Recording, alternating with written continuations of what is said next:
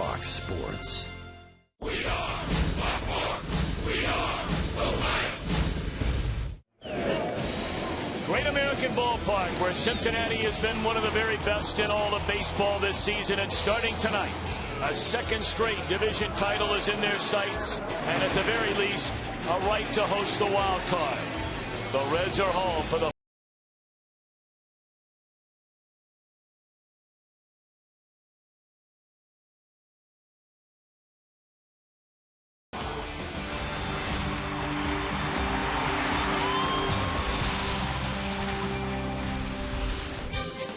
You couldn't ask for a more beautiful night for baseball in downtown Cincinnati. Autumn right around the corner. And we're down to the final week of this 2013 season. The New York Mets in town for the first of three. The Reds winning 2 of 3 over the Pirates in Pittsburgh over the weekend. The Nationals will play in St. Louis, where the Cardinals have a 2-game lead. The Pirates will be at Wrigley Field in Chicago. And hi again, everybody, alongside the Cowboy, Jeff Brantley. I'm Tom Brenneman. Welcome, as always, to Reds Baseball right here on Fox Sports Ohio. Here we go. Here we go. And here we go with Johnny Cueto's second start since coming back. Tom, he was so good against the Astros, but it goes past the numbers.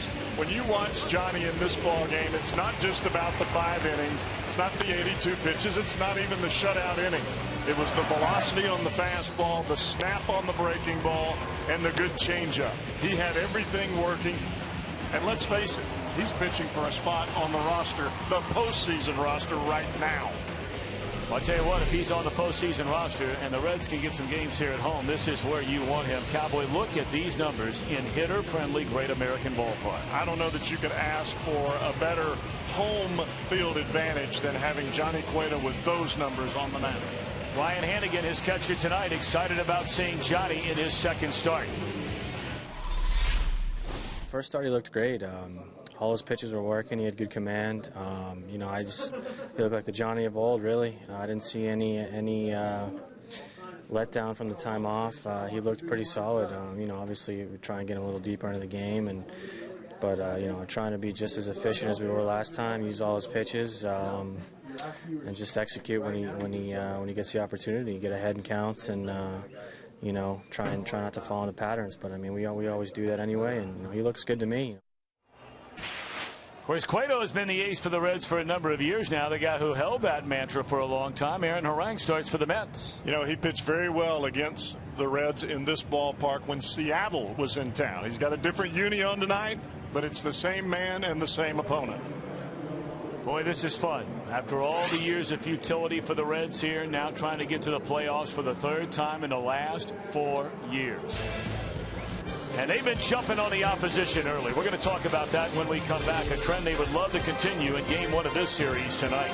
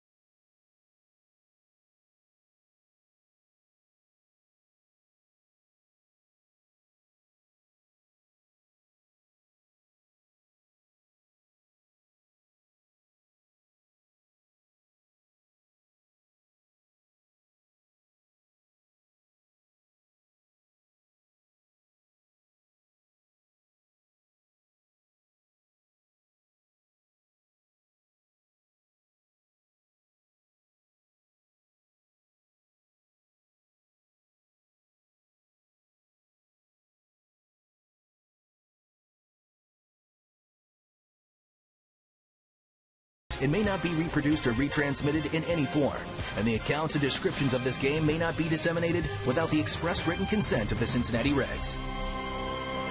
Beautiful, beautiful night. Our weather the rest of the night brought to you by Tri-State Orthopedics. And here's our main man from WKRC, Tim Hedrick.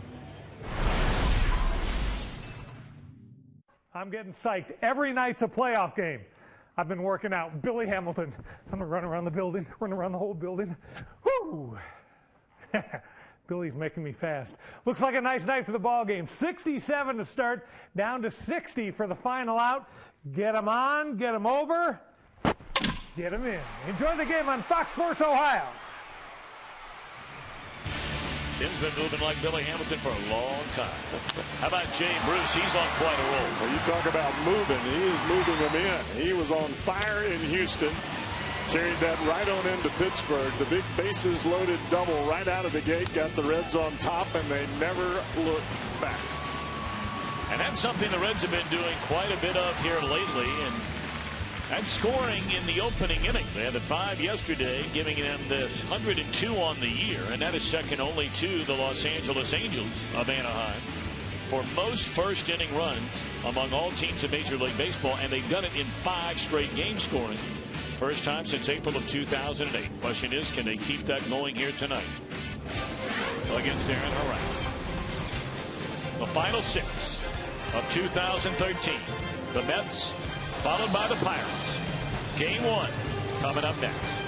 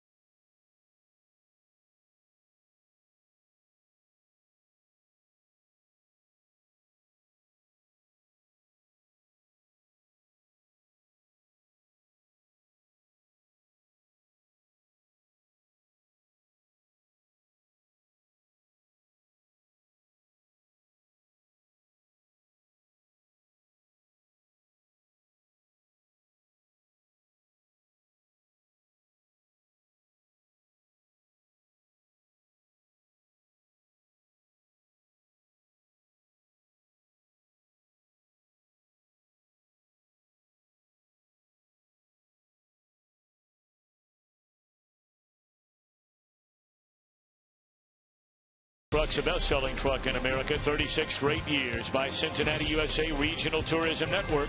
Book your stay at CincinnatiUSA.com. And by Skyline Chili. If you're feeling good, it's Skyline time. Downtown Cincinnati along the banks of the mighty Ohio. A picture-perfect weather night. The Reds and the Mets getting together here at Great American Ballpark. We take a look at Terry Collins' starting lineup for the opening game of this series. Eric Young in left field. Daniel Murphy, the second baseman. David Wright, healthy again, has homered in each of his first 2 games back off the DL. Lucas Duda, Brown, Lagares in center field. Darno behind the plate. Quintanilla, the shortstop. And a longtime Red, Aaron Harang, on the mound, making his 3rd start as a Met, his 23rd start overall. And the big news tonight, 2nd start for Johnny Cueto. Johnny will be looking at somewhere around the 100 pitch mark. He got into the 80s in Houston. It was not the goal to get to 80, but because of an extended 5th inning, that's where he ended up. Recovered without any issue. Let's hope tonight much of the same. Well, obviously, you look up and down this New York Met batting order, and it certainly doesn't take even a hardcore baseball fan to realize we know anybody can hurt you. But there really is one primary guy you have to avoid doing major damage in this series, and that, of course, is David Wright. Ball 1, a breaking ball high to Eric Young, and we are underway. 248 batter. But another guy you'd love to keep off base. He does have 40 steals in 50 attempts so far this season. It's a ball and a strike. Young finally getting a chance to play every day in the big leagues and has done a nice job for the Mets out in left field. 1-2. Well, you can see by that swing there, Tom, they are really working, they being the Mets, on trying to get Eric Young hit the ball on the ground the other way and use those wheels he's got.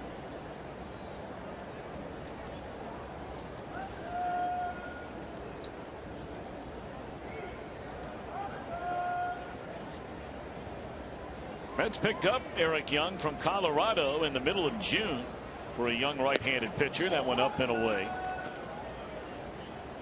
He wasn't getting much playing time at all with the Rockies. Only had 165 at bats over a little more than 2.5, nearly 3 months. And you see he's always had good numbers for whatever reason against Reds pitching in his career. 2-2. Got him swinging to start the night. Well, that is a pitch that Cueto has had. Made all the difference in the world in Houston. It's really turned his whole career around, and that is the changeup. Mario Soto, thank you very much.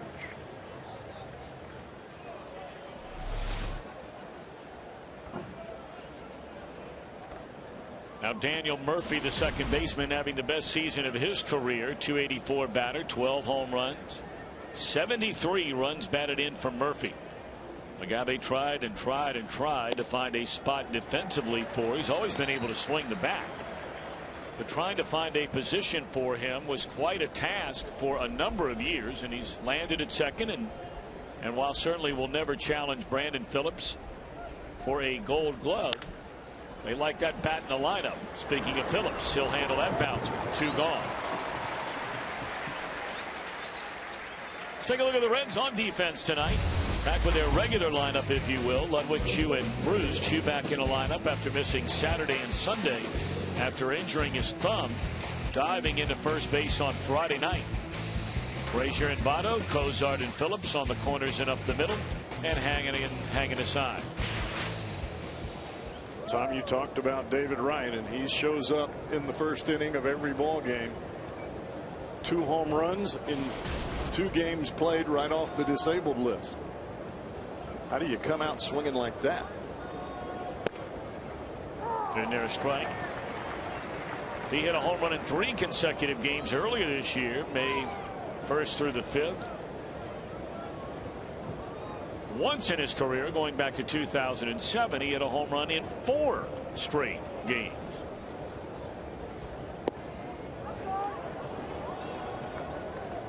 Wright, the undisputed leader of this New York Mets team, and you see he just came off the DL a couple of days ago and coming out red hot.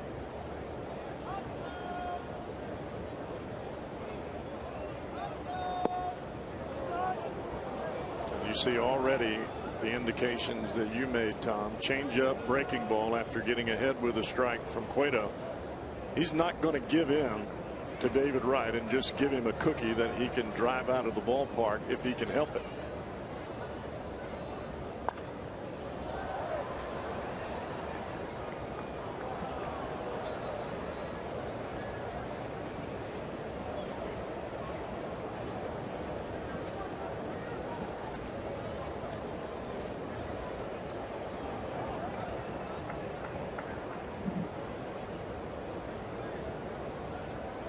Good low fastball on that pitch before. Now Cueto wants to put him away here.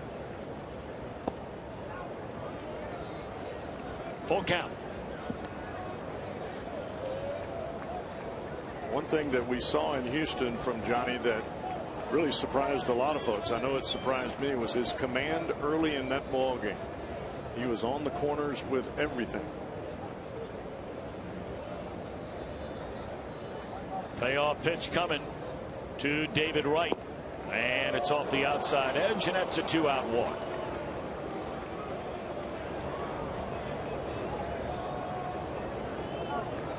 And ultimately for David Wright, Tom, that's how things are going to be until they get someone in the lineup to hit behind him with some authority. They hoped it would be Ike Davis early. Oh, what a rough time that young man had. Second year in a row. Of course, got off to the terrible start last year, was hurt again, and when he came back actually swung the bat very well, and he thought, okay, well, maybe that carries into this year. Didn't happen. Didn't happen. And now he's back on the DL, hurt again. And so it's Lucas Duda, who has unbelievable power. I mean, if this guy catches one, he's going to hit it a very long way. Problem for him has been catching one. 229 batter.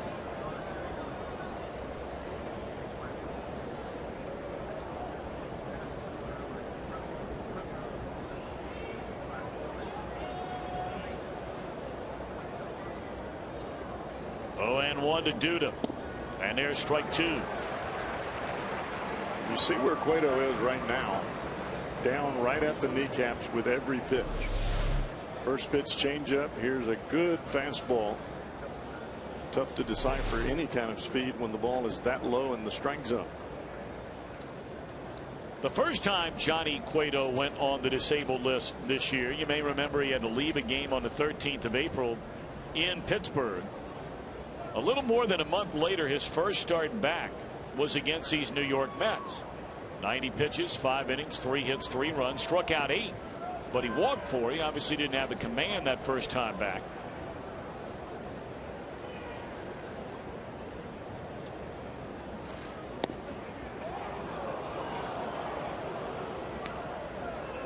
Cueto in his career, it got off to a woeful start against the Mets going back to 2008. As there you get a look at a pitch that's called off the outside corner. His first 3 starts against him, he gave up 6, 6, and 4. But ever since then, he's been mighty good. And Brandon will come in and make the play, and this will be all for the Mets in the opening inning. So here come the Reds. They've scored in the first in 5 straight games.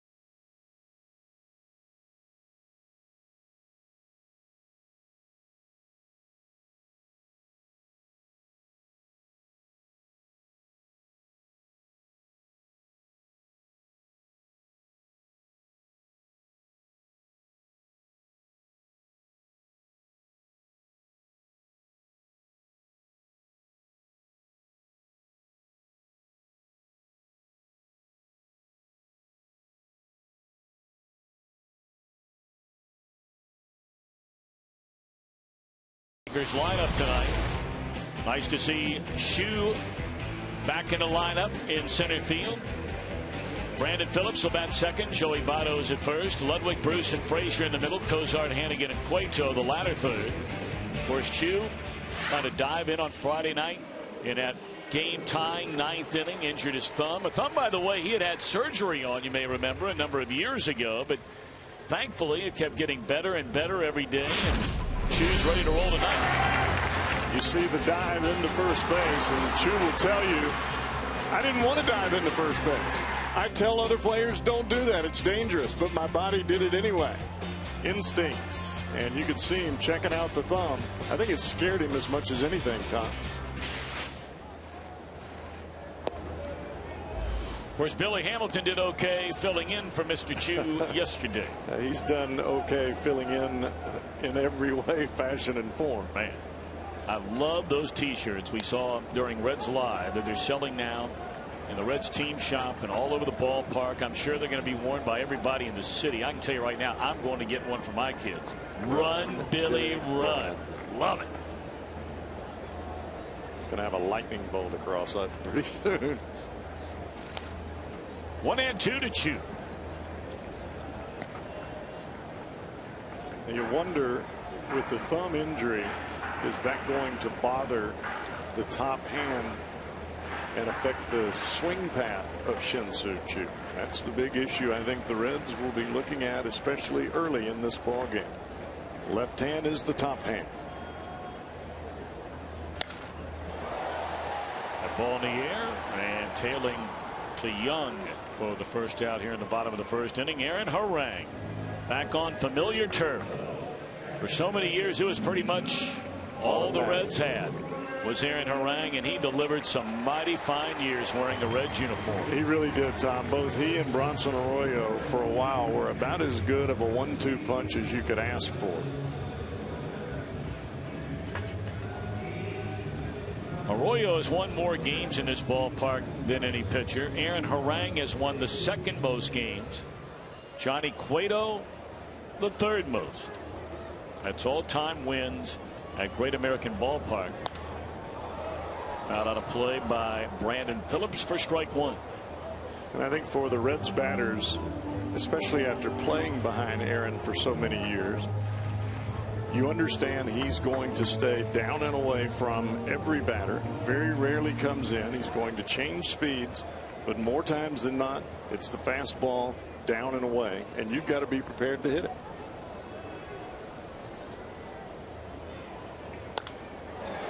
That one back into center field, and it's a one-out single for Brandon Phillips.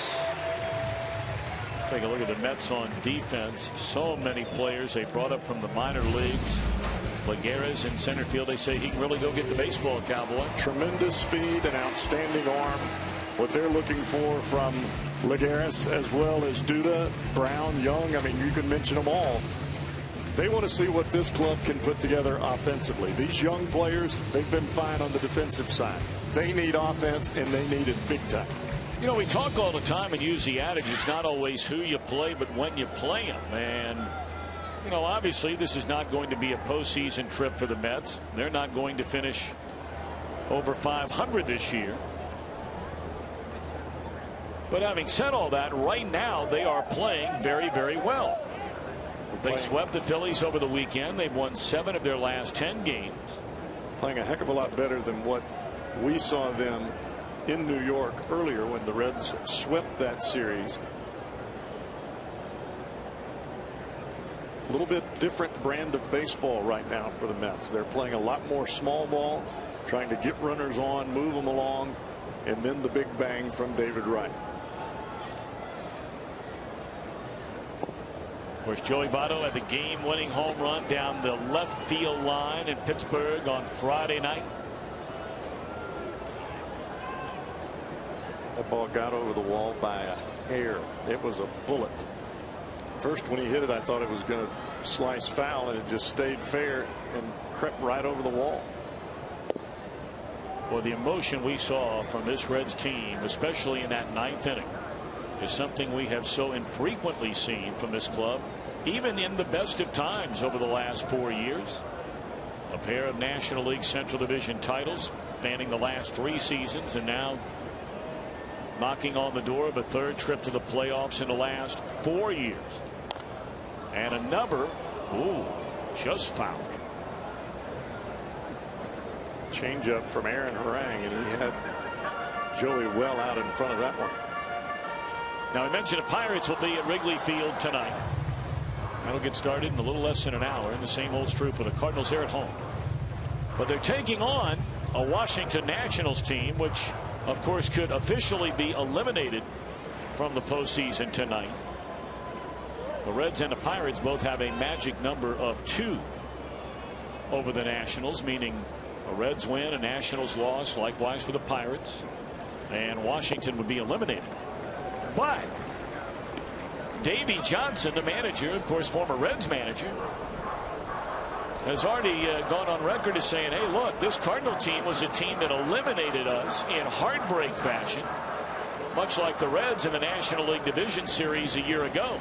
We are going to St. Louis to win. Whether or not we're eliminated makes no difference. Payback.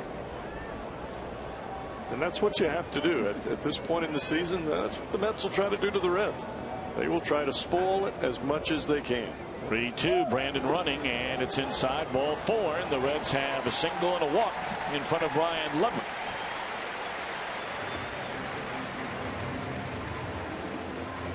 Travis d'Arnaud made a little mistake in judgment there. Even though that pitch was called a ball, you do not play judge and jury behind the plate. You catch the ball and fire to second base and let the umpire make the call as the ball is in the air.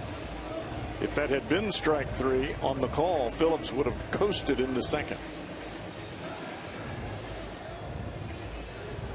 Brian Ludwig playing in his 34th game of the season, his 33rd since being injured on opening day after that lengthy trip on the DL. A pair of home runs and 12 runs batted in.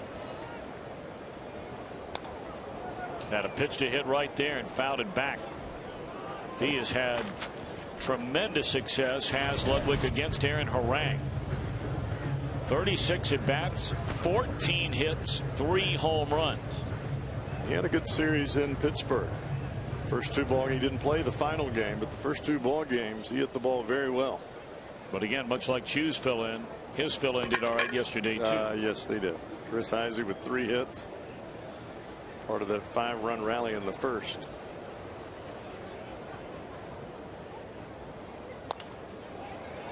Harang ahead at 0-2.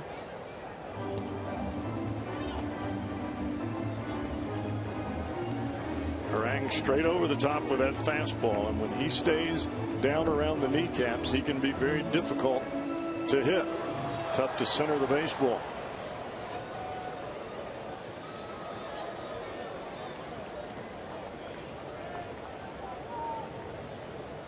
Two on and 1 out for Aaron Harang.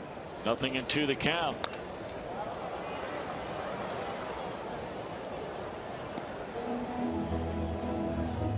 That is the book on Ludwig. Once you get ahead, climb the ladder, see if he'll chase the high fastball. But Harang didn't quite have enough on it to get him by him there. But Ludwig's plan right now, forget about the home run. It's all about up the middle, right center field gap, so he can stay on everything. It's all about base hits right now.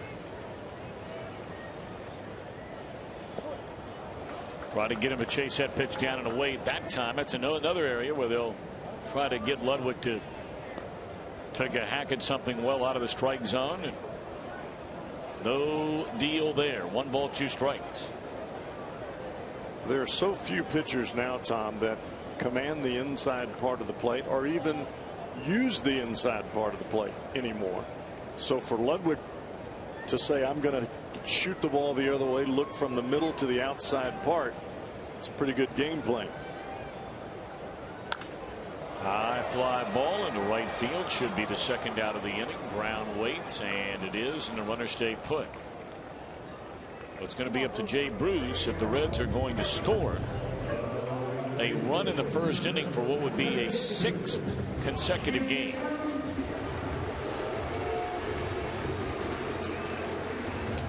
Jay came to the plate with the bases loaded against Jeff Locke in the final game in Pittsburgh yesterday, and Locke was having a very difficult time throwing strikes, and Bruce went after the first pitch and laced it into the left center field gap. If he likes it, he's swinging.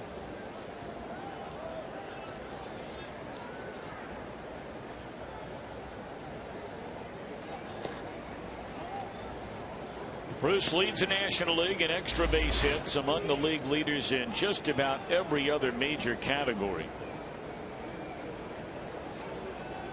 In fact, his 206 runs batted in the last 2 seasons, the most among all National League batters. The only 5 ahead of him all play in the American League, led of course by the great Miguel Cabrera. You know, we know Bruce's numbers have been great. It really makes you wonder if it's a misprint when you stack up those numbers even against Miguel Cabrera, because Cabrera's numbers are just, they're crazy. They're unbelievable. They are crazy. 2-0 on Jay Bruce. 3-0.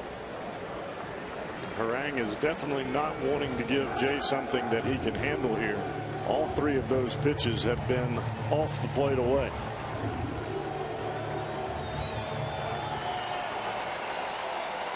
Don't see Bruce swing a lot. 3-0. But this time he does, and he taps it to the right side, and this will be the final out of the inning. A hit, 2 left. End of 1, no score.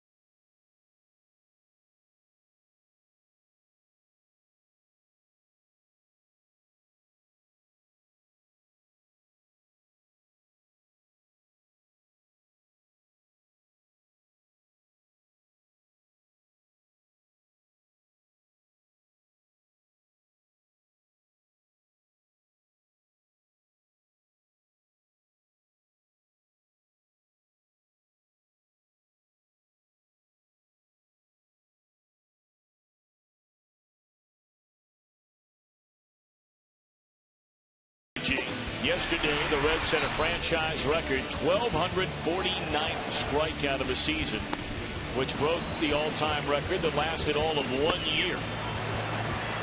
They now have 1,250 of them on the season, including the 1 strikeout tonight. This has been a strikeout staff all the way from starting pitcher to obviously the closer in Chapman and everybody in between.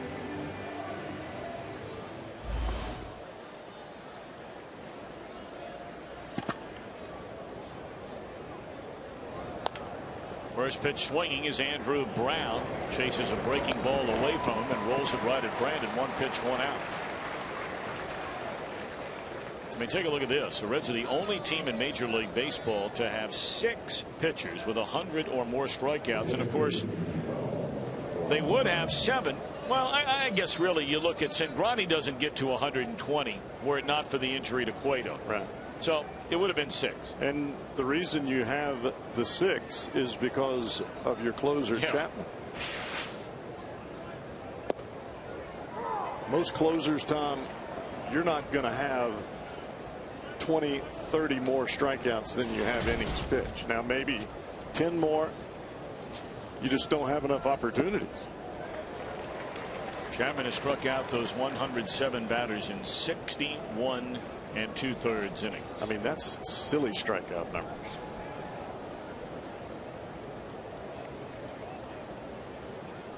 Laguerre's behind 0-2 and trying to get him to chase a fastball up.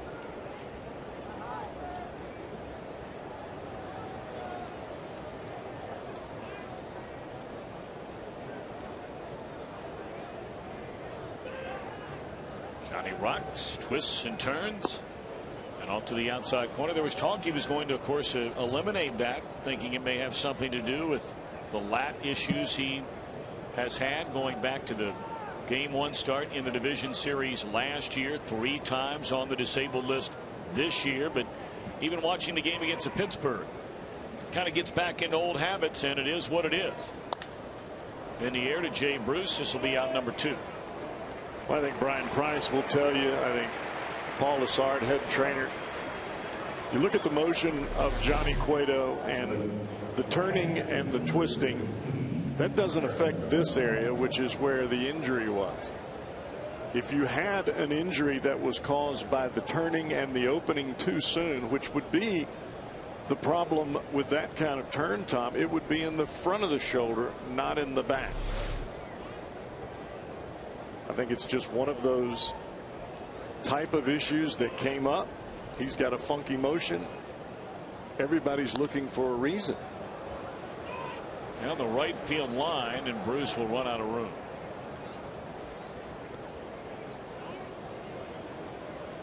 I mean, let's face it, throwing a baseball is a very unnatural motion, and you are going to have aches, injuries, soreness, those types of things. It's going to come, especially when you're putting 200 innings plus on an arm year in and year out.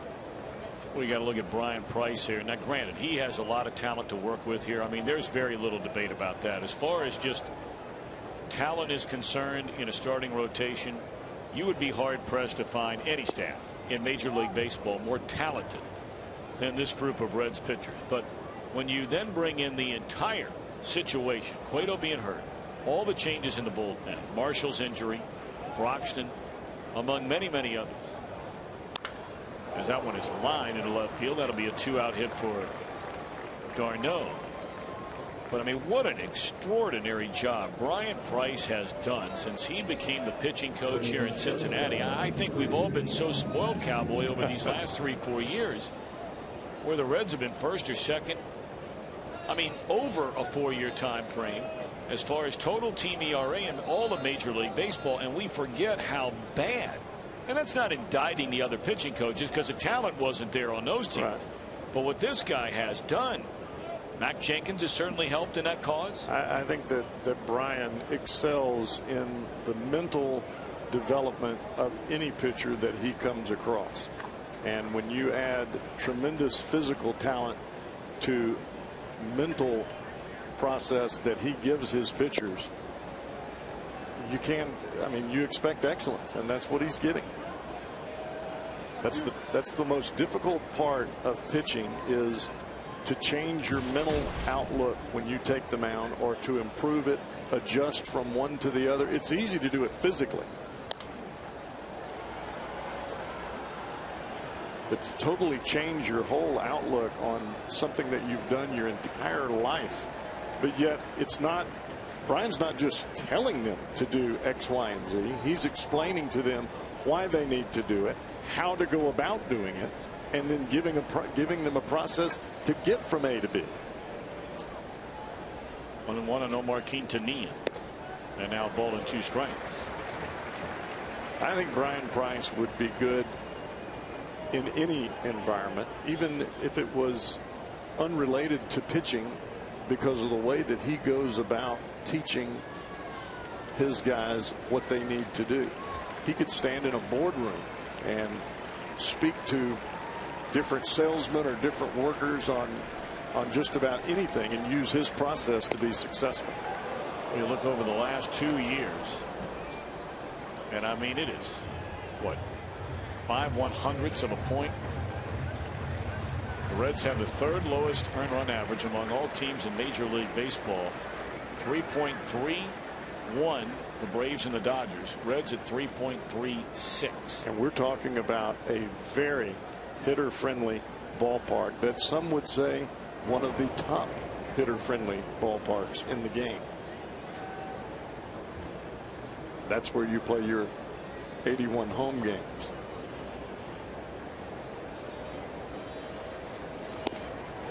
Strike 3 called, and that's all on a 93-mile-per-hour fastball from Cueto. A hit a man left. No score.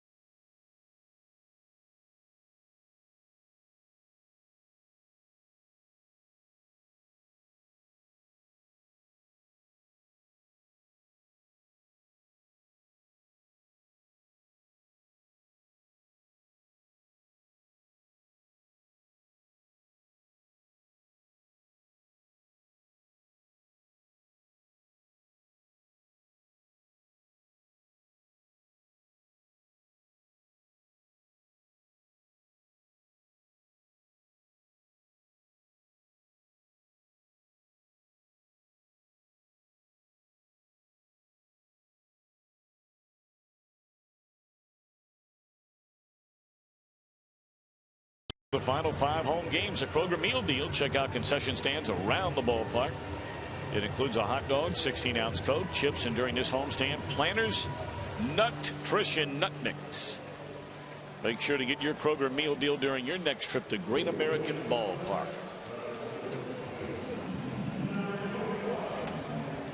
Reds batting in the bottom half of the 2nd inning. And a scoreless game.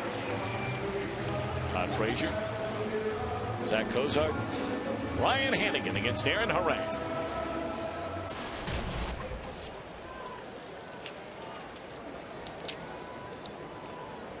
In 2003, Aaron Harang came over in a deal from the Oakland Athletics. Frazier bunted the ball, it hit him, and is it a foul ball? It is a foul ball. That was a surprise. I don't think we've seen Frazier put down a bunt that was not a sacrifice all year. I was looking for that home run swing.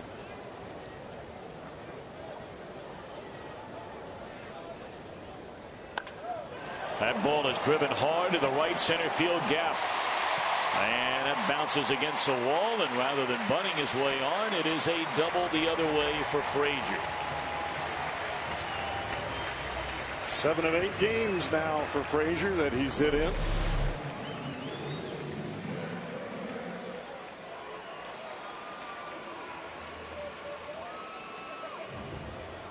You look at the numbers that Frazier has been able to put up lately, just as far as his base hits and RBIs and Cozart. And you think to yourself, if the Reds can continue this kind of production from the bottom half of their order, my goodness, there will be some runs scored on an everyday basis.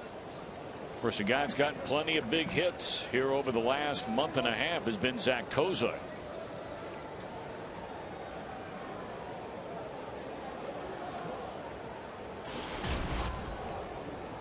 He has a hit in 6 consecutive games, including 3 2-hit games over the last 25 he's played in. Swing and a foul tip.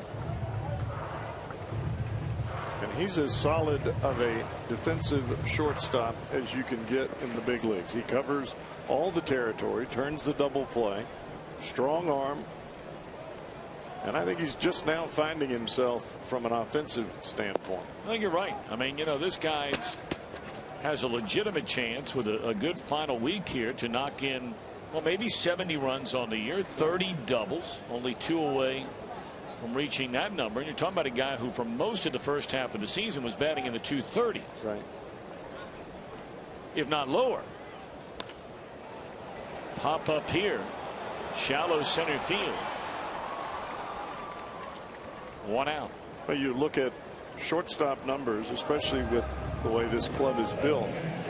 Cozart hits 260, drives in 70 runs. With his defensive prowess, I'll take that all day, every day. Well, especially if you let the kid breathe a little bit down in the bottom part of the order for a whole season. Yes. I mean, you know, they had that intention. But it just this year, hasn't but the injury out. to Ludwig changed everything. Right. And last year he was in between the leadoff spot and the second spot. And he's right into the big leagues, right into the fire of the order. Now Ryan Hannigan at 195, 2 home runs and 21 batted in. And there's a base hit into center field. They're going to wave around. No, they're going to hold him up. Mark Berry at the last instant threw up those hands and stops Frazier after the single by Hannigan to put him on the corners. And that goes back to notoriety of the center fielder Juan Lagares. The Reds have seen him throw not only a strong arm, but an aggressive move to the ball. Watch Lagares come after this ball. As soon as it comes off the bat, you can see him angling for his throw to the plate. And not a whole lot of tail to that throw. Throw right on the line.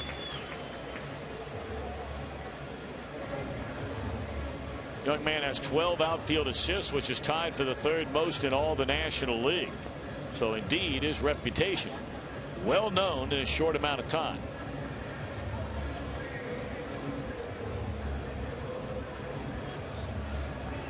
Well, coming up later in our game tonight, we'll have our Miller Time moment, brought to you as always by Miller Lite. Johnny Cueto looking for a Miller Time moment right now to get the Reds in front. Cueto normally pretty good at pushing that bunt to the right side. Yes. And the second baseman playing way back. A double play depth, and he pops it up into the air. Mercy. 1 out. Not normally what you see from Cueto, and you don't want to make any excuses for him, especially in the bunting category, because as a pitcher that's what you're supposed to be able to do. But sitting out as long as Cueto did, he bunted the bottom half of the ball rather than the top, and when you bunt the bottom, that's what you get. Pop up. Shin-Soo Choo flied out to the left fielder Eric Young. His first time up. He bats with runners on the corners and 2 out. Reds left 2 on in the first inning. They have 2 on here in the second of a scoreless game.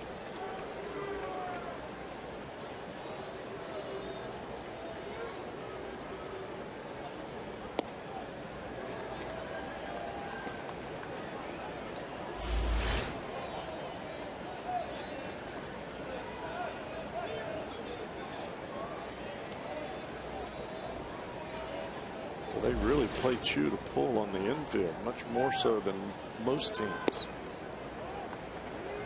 Got the second baseman Murphy pulled around to the right side, and shortstop playing up the middle, Quintanilla as well.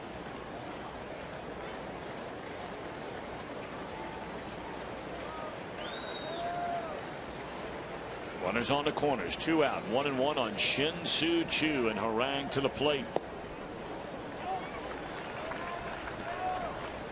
2 balls and a strike.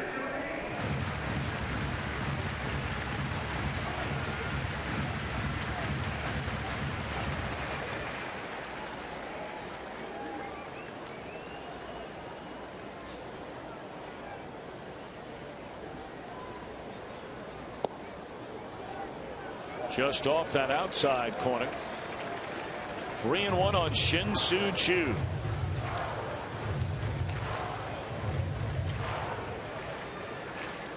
Pitch came in at 93 miles an hour from the right-hander Harang.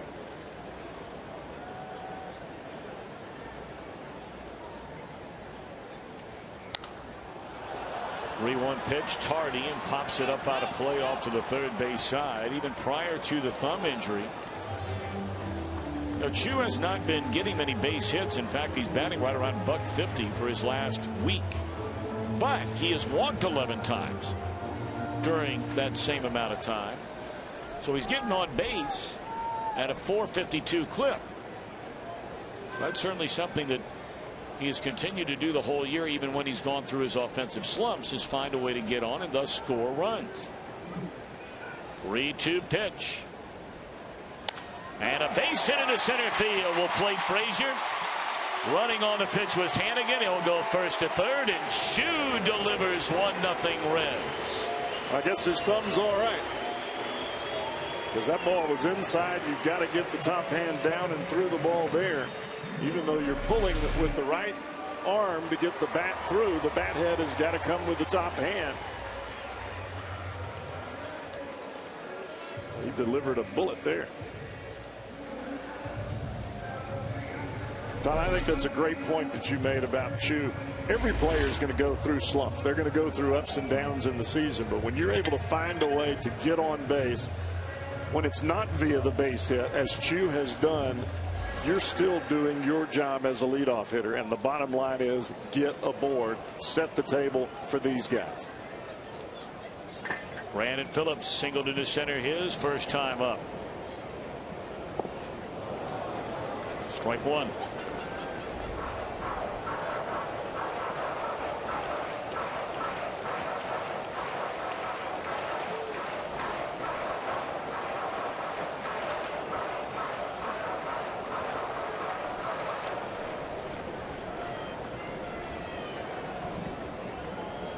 Phillips has only had 1 RBI since moving out of that number 4 spot.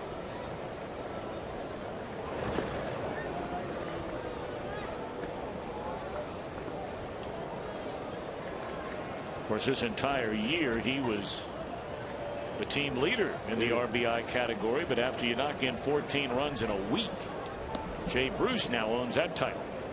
107 knocked in compared to Phillips 102. Well, with Ludwig coming back, Ludwig has moved to 4th. Jay has hit there every once in a while. Runner going first to second base. Safe at second. Chu has his 19th stolen base. Pretty good throw there by Chase Darno, but Harang awfully slow getting the ball to the plate. And to be honest with you, Tom, I don't think Murphy got to the bag in time. He was catching the ball, falling towards third base and trying to sweep tag behind his back. You got to be at the bag in time to make the catch. Well, base hit here could give you a 3-run lead. After the stolen base by Chu, he's at second. Hannigan stands at third. 2 outs in the inning. A fastball down and in. Tony Randazzo calls the balls and strikes tonight. Larry Vanover at first. Greg Gibson at second. The crew chief is Brian Gorman, working down at third. Tom, this is the situation you were talking about with Brandon Phillips that he's been in all year, hitting in that number 4 spot, and he has racked up the RBIs. This is where Phillips has been the most clutch. 3 balls and a strike. Joey Votto hoping for a chance on deck. Do you dare walk Phillips to get to Votto? It's got to be the thought process going through the head of Aaron Harang. Do I gamble with a breaking ball here? Do I try to make a pinpoint pitch?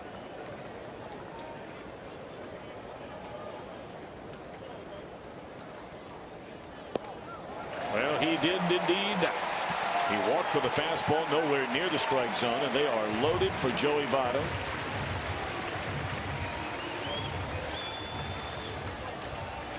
Dan Wharton, the New York Mets pitching coach, will trot out for a quick visit with Aaron Harang.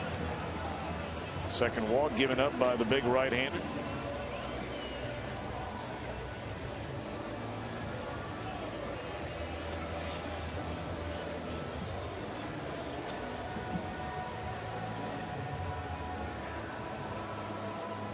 Well, for Red, it's a home run off that Toyota sign during our game tonight. Linda Schneider from Union, Kentucky will win that Tundra. And you can still register for your chance to win it. 5 games to go. You got to stop by your Cincinnati and Northern Kentucky Toyota dealer.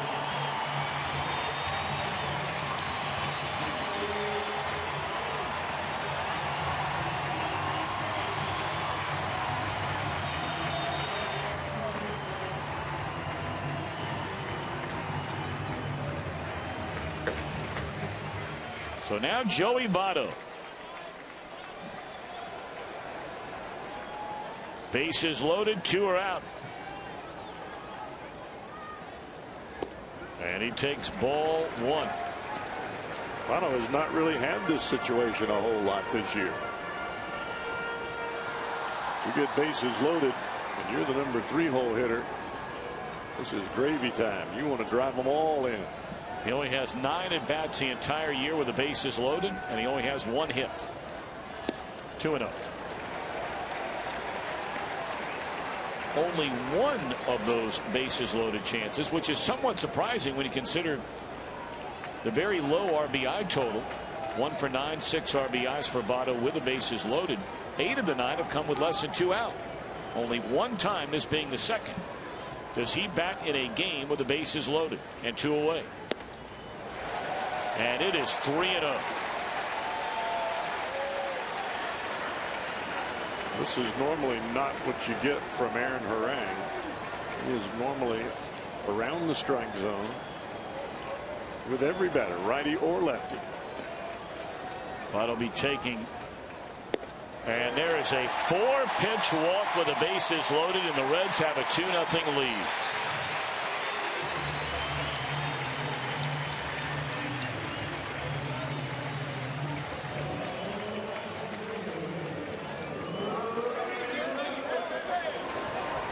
And those were not breaking balls that Harang was missing with. Those were fastballs. Now Ryan Ludwig's turn with the bases loaded.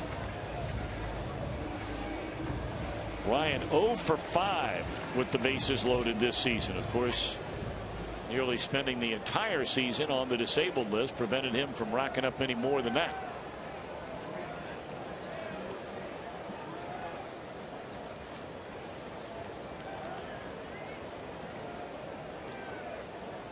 Greg Burke, a right-hander, begins to loosen in the Mets bullpen.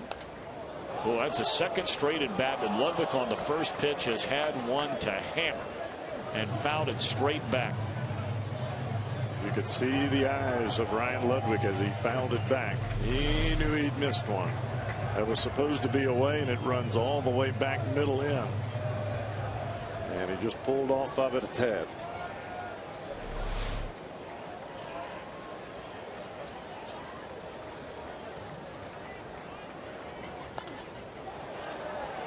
And now Ludwig behind like he was in his first time up. No balls and 2 strikes.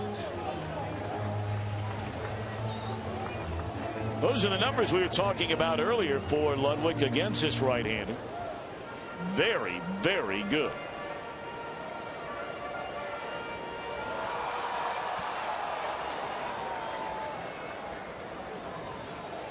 Ludwig has always been a good fastball hitter, and Harang is a fastball pitcher.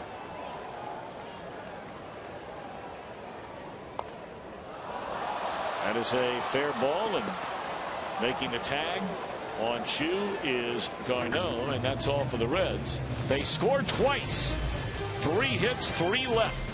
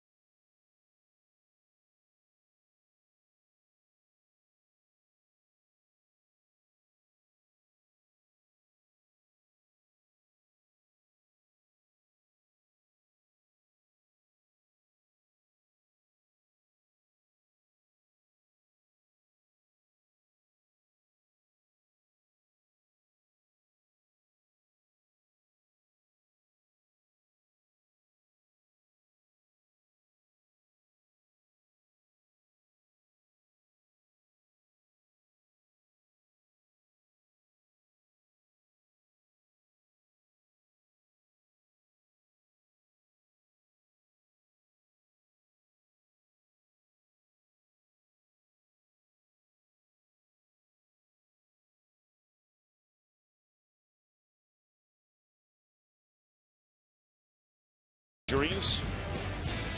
Well, 1-800-ELK-OHIO. Best home records in Major League Baseball. The Atlanta Braves right now have the best record in the National League. Boston has gone from last to first from last year to this year. The Reds are third best home mark in the big leagues, and of course, Cowboy, that is why it would behoove the Reds, and certainly the Pirates feel the same way, that if it does indeed come down to those two teams in a one-game wild card play-in game, you're not guaranteed winning playing at home. Frazier's going to back up, has time with a strong arm, and it's a bad throw. That was a bad play all the way around by Todd. He misread the ball off the bat, and as you said, he was backing up, and that took everything out of him. You got to go get that ball.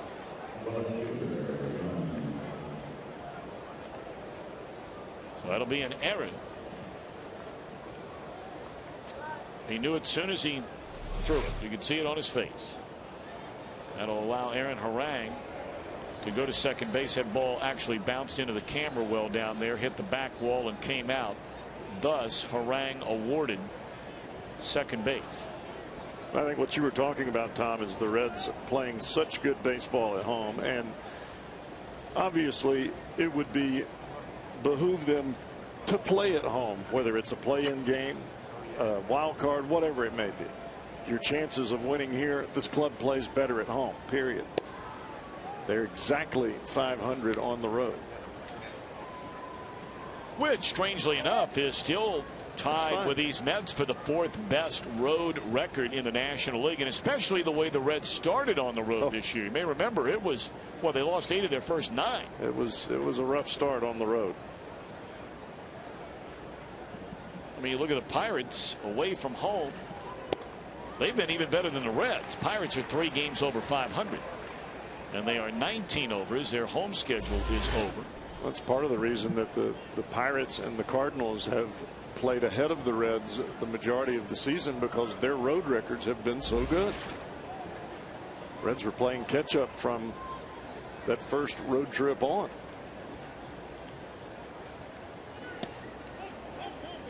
Young showing bunt, takes up and away, 2 balls and a strike. Leadoff man at second here in the Mets third. Reds with a 2-0 lead.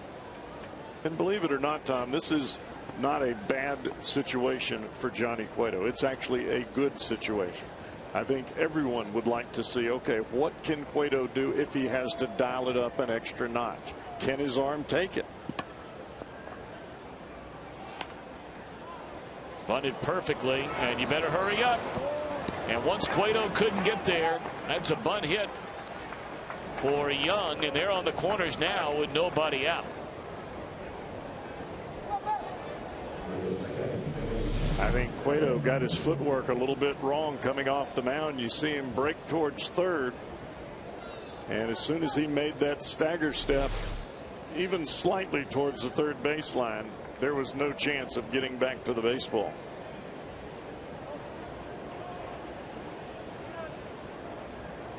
Well, now you got to face the 2 best hitters in this Mets lineup, Murphy and Wright. Murphy 73 runs batted in, bounced out to Brandon Phillips his first time up. Young, we brought up earlier, 40 stolen bases, has been thrown out 10 times. Wright waits.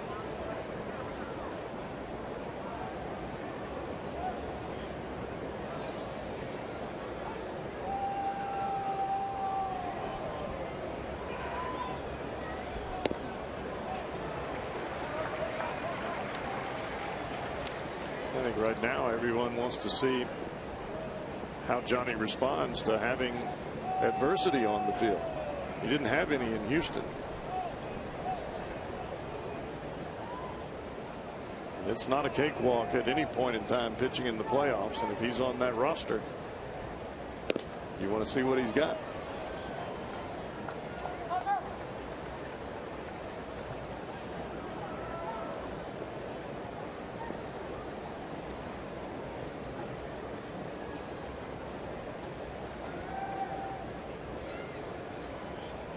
Rang led off the inning, reaching on an error. Goes to third on a bunt single by Young. 1-1 the count on Daniel Murphy with nobody out. And Cueto misses off the outside corner. 2-1. Cueto is definitely getting the ball to Hannigan quickly. Not the big turn, the big leg kick. Slide step, quick delivery to the plate. And he's doing that in order to give Hannigan a chance to throw if Young does decide to break for second.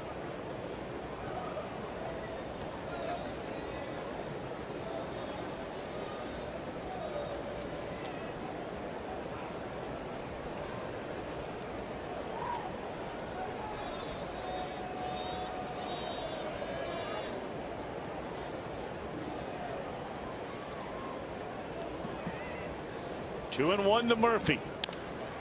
Popped up. This will not bring in the run from third. They're never going to send Harang. And that's out number one here in the Mets' third inning, and they're staying right where they were. Good pitch there to a quality batter. Hard fastball in on the hands of Murphy. Pops it up. And you're right, there was no chance that Harang even thought about tagging there.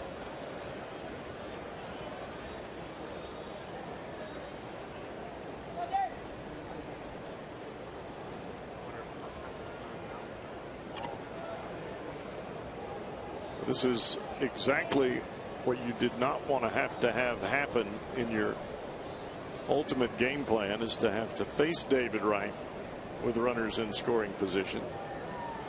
But Cueto is in this situation now. May not be all bad. All right, David Wright digging in. We brought up earlier, right from the get-go, before this one ever started, you'd go a long way in beating these New York Mets in this series if you can keep this guy from hurting you. And he's got a chance to hurt you right here and right now with 2 on and 1 out.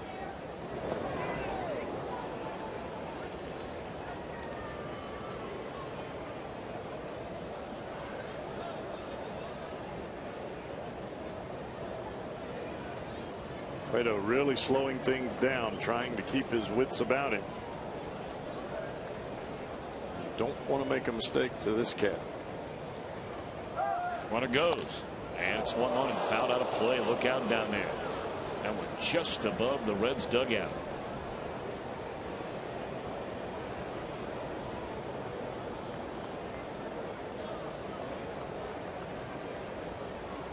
The young lady on the far end of seats there, she was quick. She was paying attention and watching. Good. That's the idea. That's right. Ball comes flying in that way, you got to move in a hurry.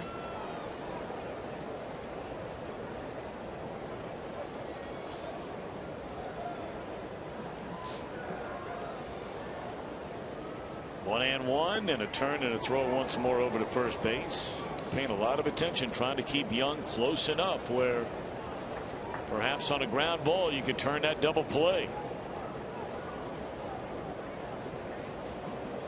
Well, as Young broke for second base, David Wright was swinging at the first pitch that he saw. To wonder, would they do it again?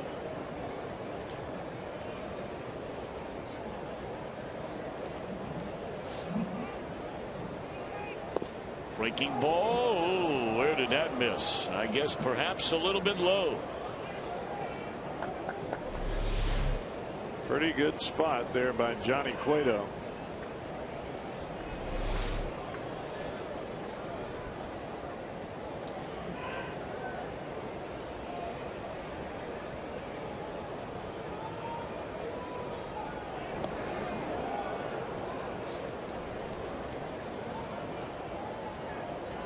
Even on the slider delivery to the plate, Cueto is getting the ball to Hannigan quickly. And with the speed of Young at first base, you've got to have both the pitcher and catcher doing their jobs right on the money if you're going to get that guy. Runner goes. Pitch taken, throw down to second base, and he's in there safely. Joe Luck, of our statistician, just handed me a note. You won't believe this, Cowboy. Eric Young has just become the second player ever to steal second base off the combination, the battery combination of Cueto and Hannigan. The other, Albert Pujols, in 2009. That's unbelievable. Well, with Cueto's quickness to the plate, he's about a 1-1, somewhere between 1.1 second and 1.2 to the plate. Normally teams will not even instruct their batter runners to break for second. Well, they're foul on a 3-1 pitch, and that makes it 3-2 on David Wright. But when you have exceptional speed, as Young does, we've seen what the stolen base can do in the last week and a half to 10 days with Billy Hamilton on the red side. Game changing.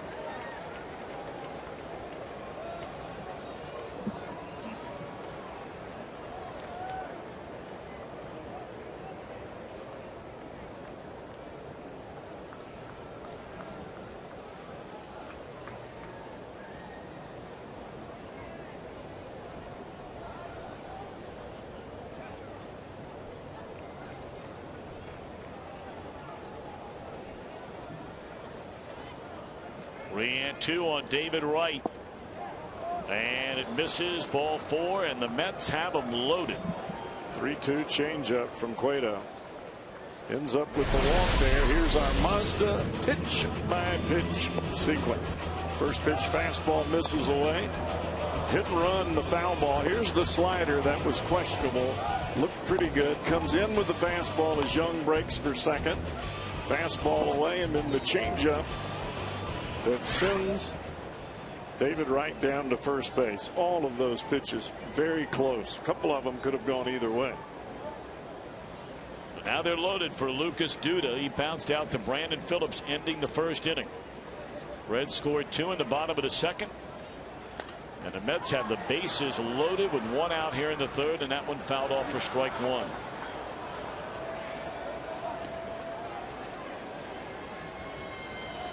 See Duda hitless in 2 at bats. One of those strikeouts this season with the bases loaded. Double play, pop up, strikeout. That's what you're thinking if you're Johnny Cueto on the mound.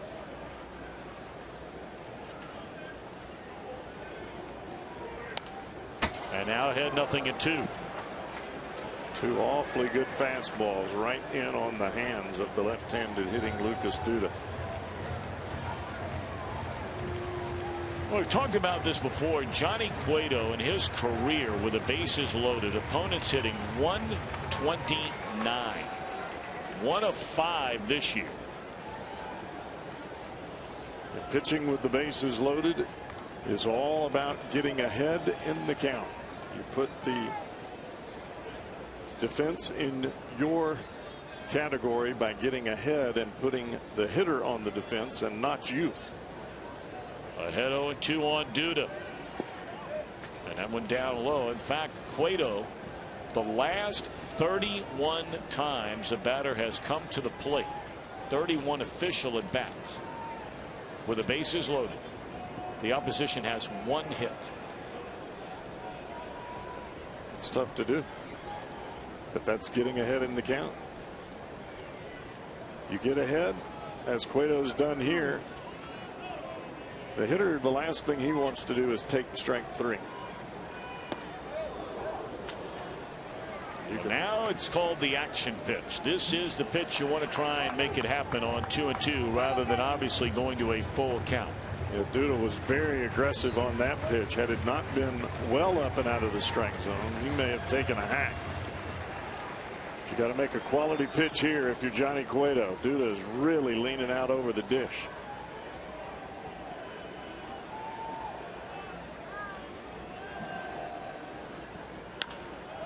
In the air, left center field.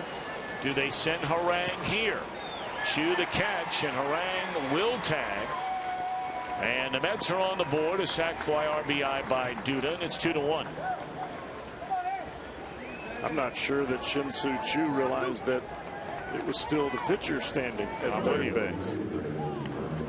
As he caught the ball, instead of coming up and firing plateward, He hesitated for a moment and then threw the ball to third base.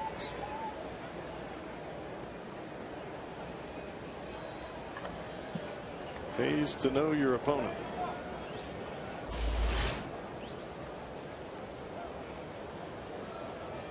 Because that ball was not that deep. So one more out to go for Cueto. All of this, of course, started after the error to begin the inning, which allowed Frazier to reach. And the runner takes off for third. Throw down there, and out at third is Young. And that will end the inning. Mets get a run, an unearned run.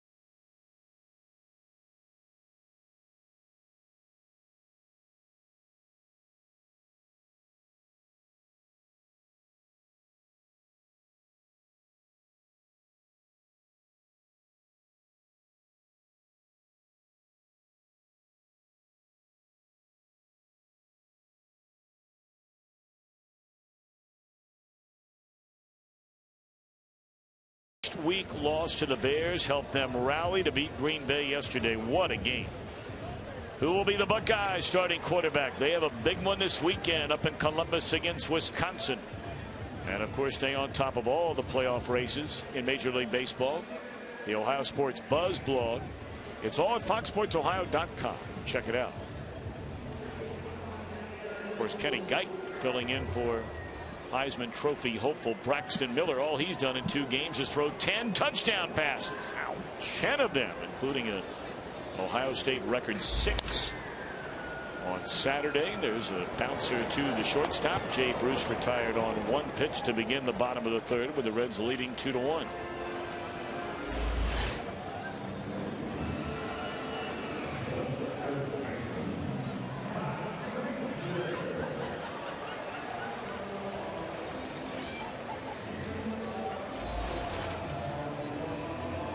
Well, the one thing about playing a team like the New York Mets at this time of the season, bookended by the Pirates on both sides, you have a tendency to not take this team as seriously or as aggressively and get up for them emotionally as you would against the Pirates. Those games were filled with such emotion. High fly ball straight away center field. Plenty of room out there for Lagares, and that's out number 2. 3 pitches to get 2 outs for Harang, who had the pitches pile up in each of the first 2 innings of this game. He had 47 of them in 2 innings.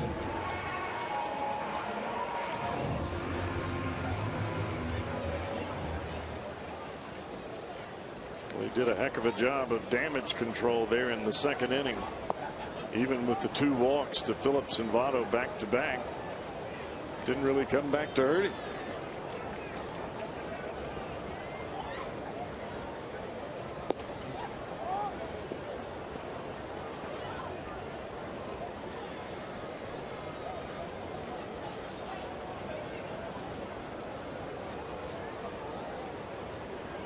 2-0 to Kozar. And that's off the inside corner. Ball 3.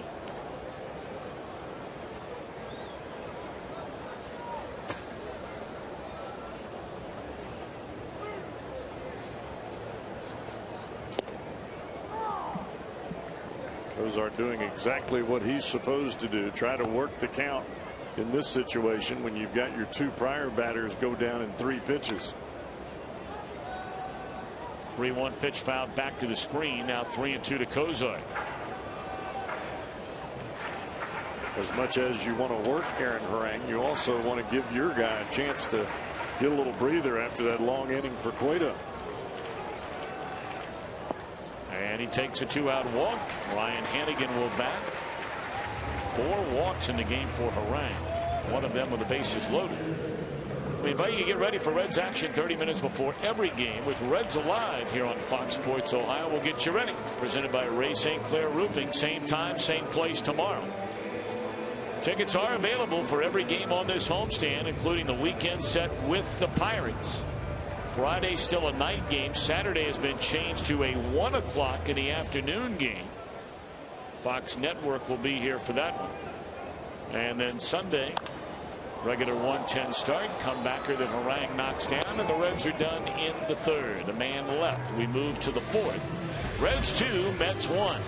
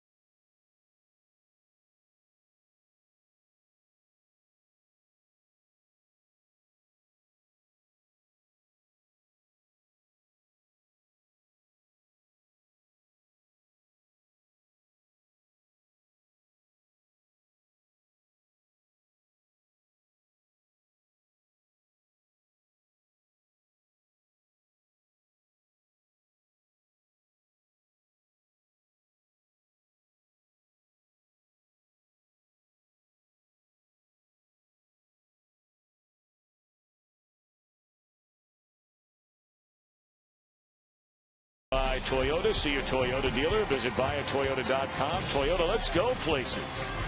And by JTM Food Group, creating great dishes together.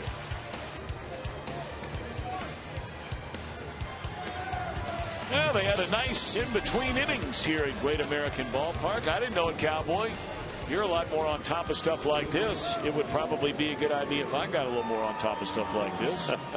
The man who signs our paychecks, and we're very proud, of course, to work for him in this great franchise. Happy birthday to Mr. Bob Castellini today. He got a great round of applause when they put his face up on the scoreboard here at Great American Ballpark in between innings. What an unbelievable turnaround in this franchise. This is the day it starts at the top ever since the Castellini group, along with the Williams brothers and others, bought this franchise from Mr. Lindner. Yeah, this is a day as a player you might want to win. That'd be a good little present, You know what I'm saying? I believe me. I know what you're saying. So happy birthday, Mr. Castellini. Hope you're having a great day. His Reds are leading 2-1. And that is a line drive caught by Ryan Ludwig out in left field to take away a hit for Andrew Brown. Nice aggressive play there by Ryan Ludwig. He got a great jump on the ball. And it was a line drive off the bat now. You've got to make this play or you play it on a hop, and it's right out of the gate. Your first step at contact, you decide whether you're going to dive or not. Nice play. Jason Worth has just hit a 2-run home run in the Washington Nationals first inning. Nationals still batting against Adam Wainwright with a 2-0 lead in the opening inning. Routine this time to the right fielder Jay Bruce, 2 out. Johnny Cueto starting his 4th inning as Aaron Harang started his 3rd. But unlike Harang, Cueto does not want to issue a base on balls to the number 7 hole hitter.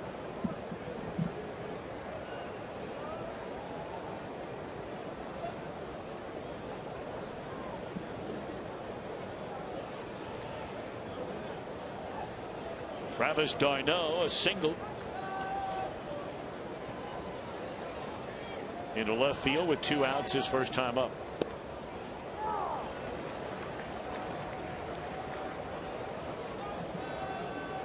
This kid's pulling off the ball right now. You could tell after the first at bat that he pulled into left field, a base hit. Stayed down and away from him. Use that youthful aggressiveness against him.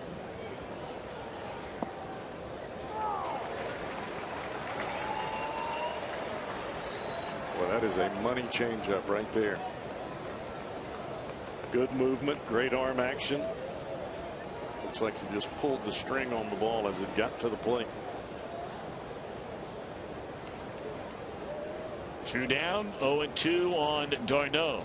And it's up and away. Pirates, by the way, a 1-0 lead over Jeff Samardzija and the Cubbies. That game in the 2nd inning. For whatever reason, the Pirates have owned Jeff Samardzija this year. In 12 innings, the Pirates have scored 10 runs against Samardzija, and that includes tonight. Roller by the mound, and Cueto will enjoy for the first time tonight a perfect inning. Johnny will lead it off. Reds lead 2-1.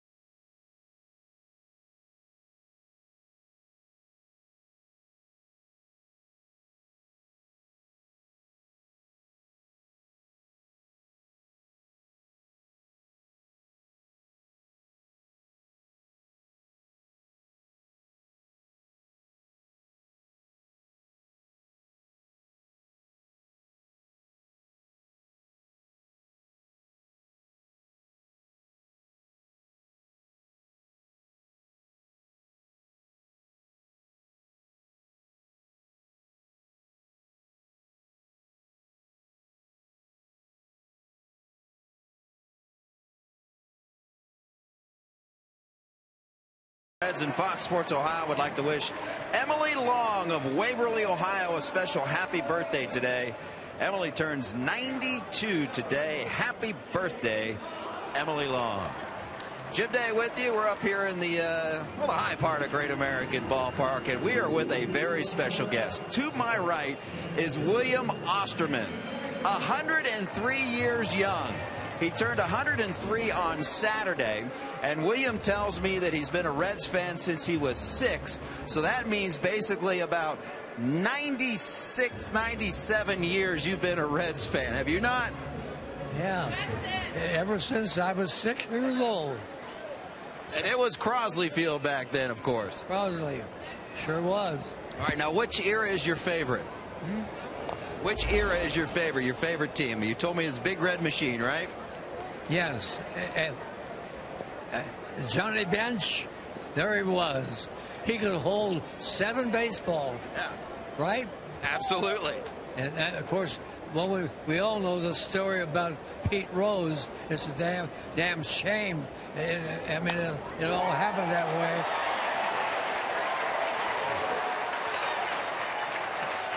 On the back of Williams' jersey, it says Osterman 103. You're looking good. I tell you what, if I make it to 103 and I look as good as you do, something's going right. Thank you very much. I want you to know I really appreciate it. I'm very thankful. I'm thankful to the Lord for bearing with me, and all my faults and everything. You know, I was in the banking career for 49 years. 49 years. Well, I tell you what, William Osterman, it is a pleasure to meet you. It is our pleasure to be sitting here talking to you. 103 years old. God bless you, and we thank the Lord as well. I want you to know I appreciate it very much indeed. 103 on Saturday, and there's not a bigger Reds fan in the stadium. Jim, I'll tell you what, that guy right there, I mean, he's still got it. Can you imagine just the decades of baseball that he has seen? Just the decades of life, man. Decades of life, and God bless him. Yes, sir. William Osterman, 103 years young, out here at the ballpark tonight. Wow. I would imagine Mr. Osterman, Cowboy, he has grandkids that are our age. They're probably older than us. Where the number starts with a 5. Yes. Well, we're both. No, suck it up. Just accept it, all right? Yeah, we're both Hawaii 52 5-0. weeks ago, right? Yeah. I didn't. But, I mean, his grandkids have got to be older than we are. I mean, if he's 103, his grandkids are probably 70. Well, his kids are probably Oh, his 70. kids, yeah. Well, yeah. Grandkids are probably all right. That's right. Wow, man, 103, and I mean, hanging out in the ballpark and be able to tell you, you know, Johnny Bench held to 7 baseballs. I mean, everybody remembers that picture. That's the but when thing. you're 103 and remember it, that's getting it done. I know, but when you're that age, imagine the things that man has seen in his lifetime. Oh. Chu puts a bat on the ball, drifting to make the catch. Lagares, 1 out. Life is all about experiences, and I'm sure that he has had many. Oh, the stories he could tell.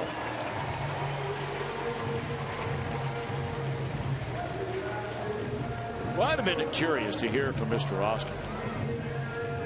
And, you know, maybe I shouldn't assume that he has children or grandchildren. I mean, that's an assumption on my part. But,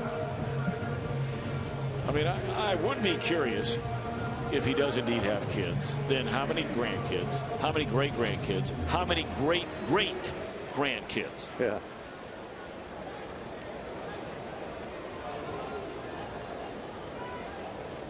Now Brandon Phillips. First pitch swinging, a little pop-up into short right. Reds are making it easy on Harang here these last couple of innings. Well, this is Aaron Harang for you. Throwing strikes, make you swing the bat. He's a fly ball pitcher. And if you don't get on top of the ball, he can put you in the book in a hurry. Time for our AT&T trivia question. Who are the only 2 players in Reds history to finish in the top 10 in the National League in batting average for 5 consecutive years? Now, Votto has done it in 4 straight. He's 10th this year, so probably not going to get there.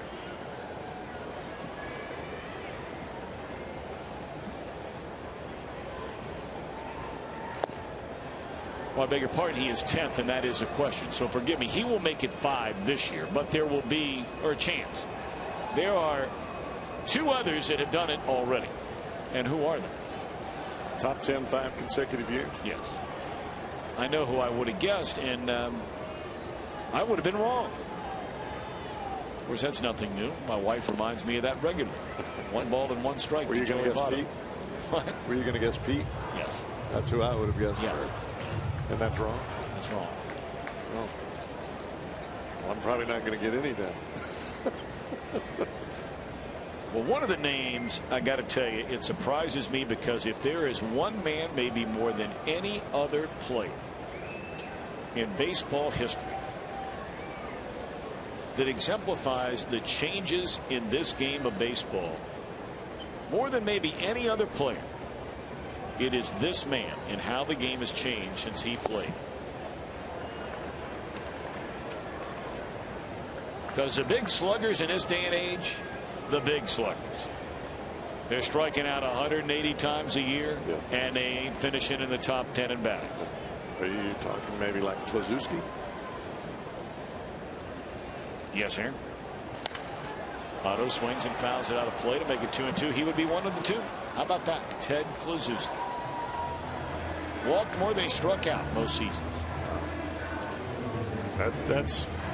That's a rarity indeed. It was rare in his time and really rare now.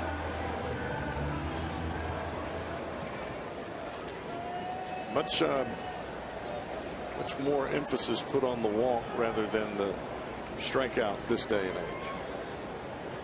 Doesn't seem to be as much embarrassment if you strike out now. Check swing on a pitch up. They appealed, and Brian Gorman says no. 3-2 to Joey Votto.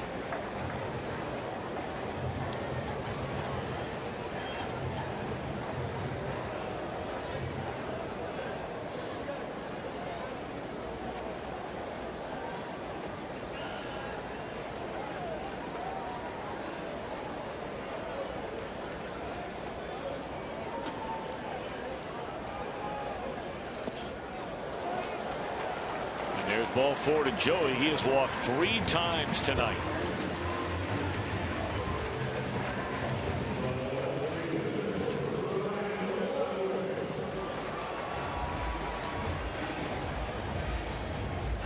Aaron Harang had his 5 walks in what, 3 2/3 innings. 5 walks.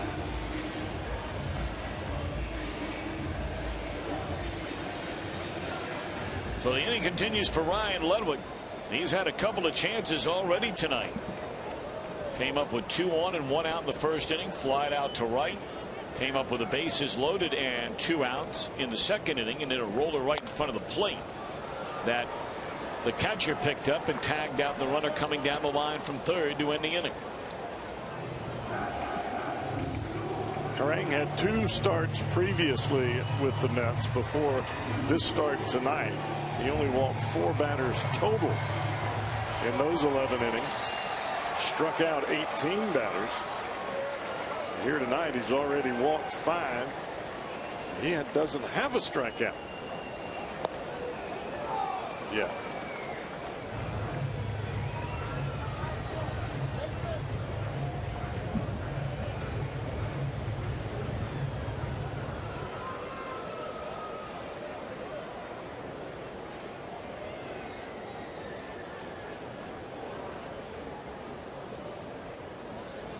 Almost Dr. Jekyll and Mr. Hyde for Harang, the way that he has pitched to Votto versus the way he has gone after Ludwig.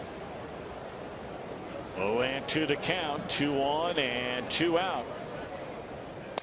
And a little broken bat pop up and caught by Murphy in short right field, and that'll end the inning. The Reds in 3 innings tonight have left 7 on base.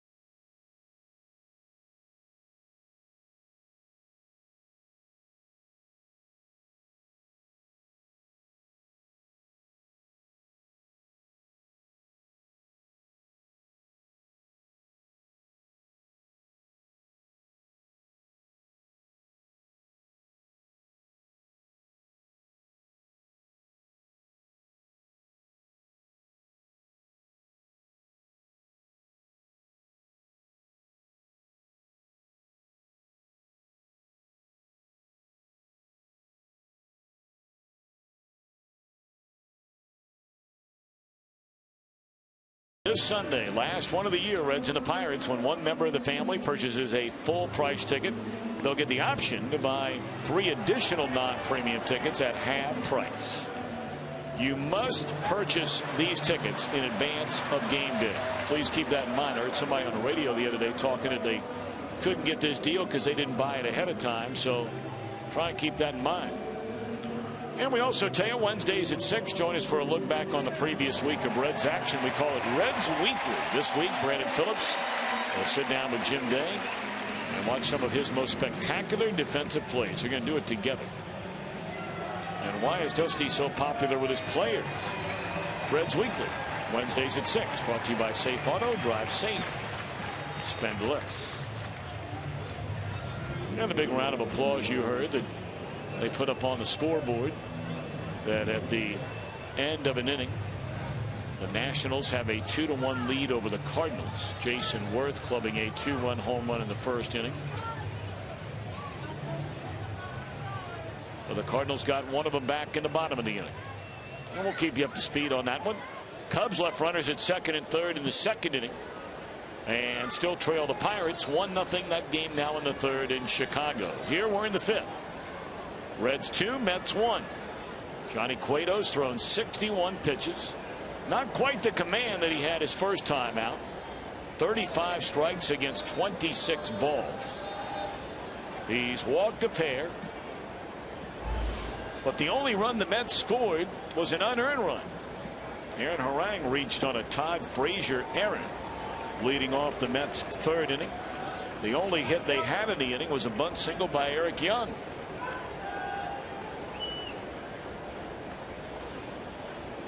Eight, 9, and 1. Quintanilla, Harang, and then back to Young in the Mets' fifth. 0 and 2.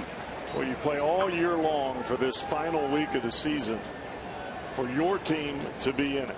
You're watching the scoreboard. The Reds are not only watching one team, but yet two. Pirates on one side, Cardinals on the other. Every inning, as the scoreboard changes, the moans and the groans from the folks in the stands. And I guarantee you, the dugout as well. Yes, we do watch the scoreboard.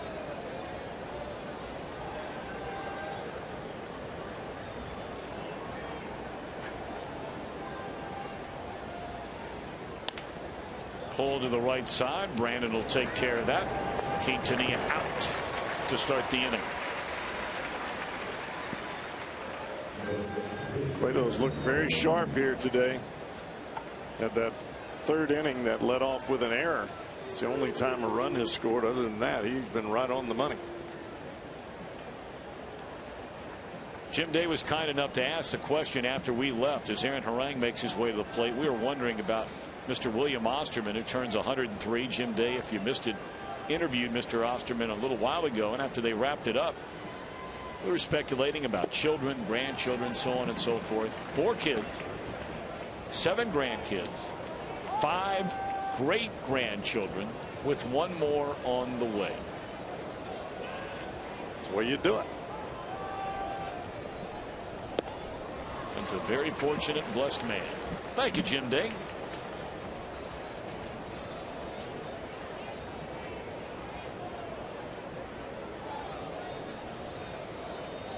When you and I celebrate our 103rd, let's just hang out. We'll just sit up here and kick back. Let's go out to the moon deck for one. I'm all for it. Should that day come around, amen. Take a little breeze in off the river.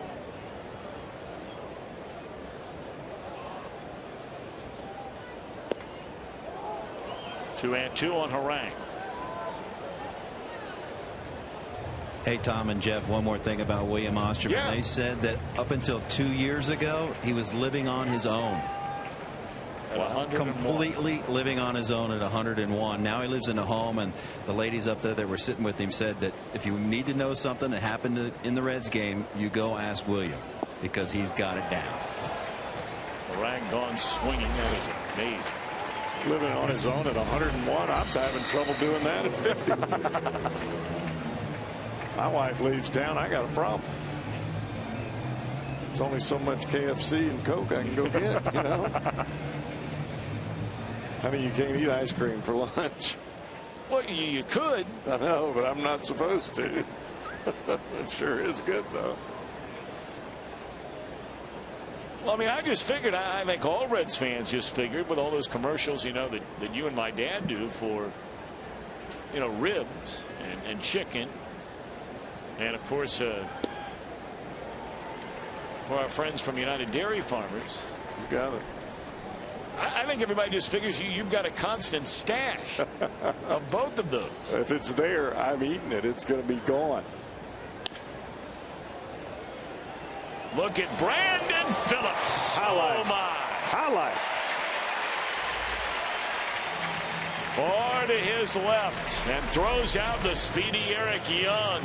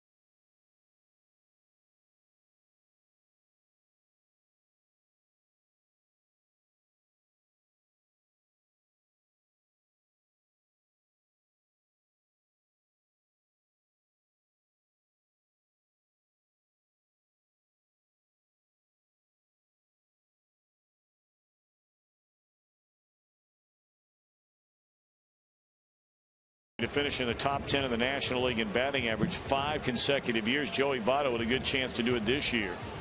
Two of the greatest names in Reds history. Gave you the name Ted Kluszewski along with Ed Roush. Clue, a mountain of a man, and I'm not so sure when they came up with that term gentle giant.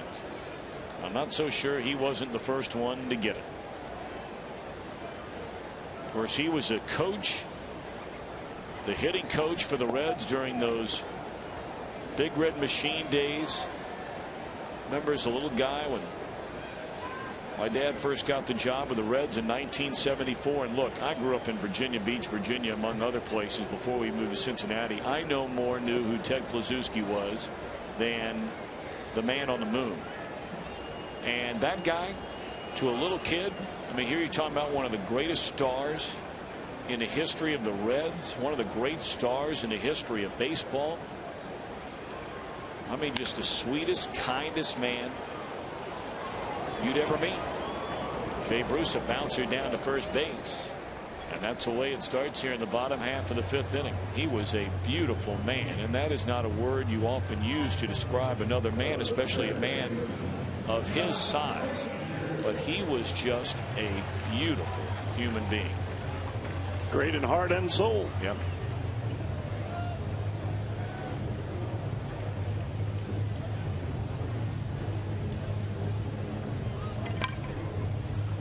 This is one of those kinds of ball games, Tom, where you just don't want to let the Mets hang around. They become dangerous in a 2-1 ball game in the last couple of innings. This is the kind of team that you want to put them away. You don't want to give a guy like David Wright a shot or a Lucas Duda. Well, Harang threw 47 pitches in the first 2 innings. 47. He's thrown now, what, 32 over the last 2 1/3. Look at the pitch innings. 16 in the fourth, or 10, 16, and 6 over these last 3. And he's walked batters into each of those innings. And perhaps about to do it again. Falling behind Frazier at 3-0. And he walks. So he has walked a batter now in 5.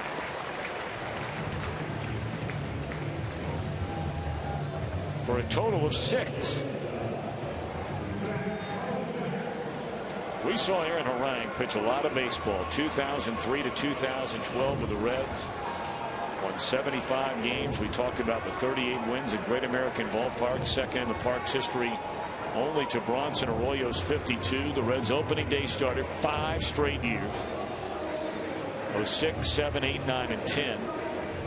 Tied him with Pete Donahue and, of course, the great Mario Soto for the most consecutive opening day starts in Reds club history.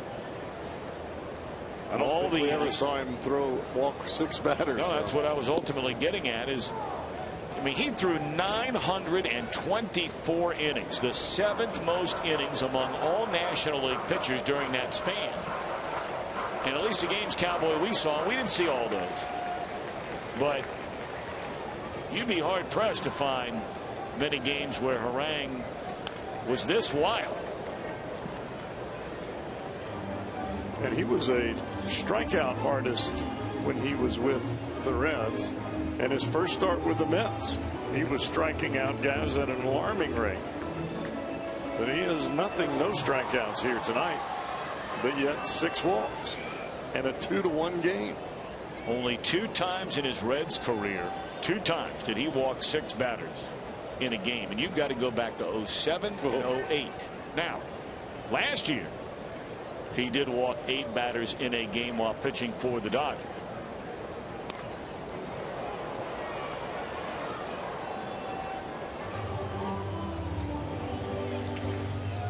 Well, I don't know what's happened to our statistician Joe Luckett since we got back into town. I mean, he's the answer man for everything tonight. I think he's been doing some reading. Been reading up on the history. Man, sharp as a tack. It's like a machine over here spitting out these cards. There's a swing and a miss by Kozak. 2 away in the inning. There's his first strikeout of the night.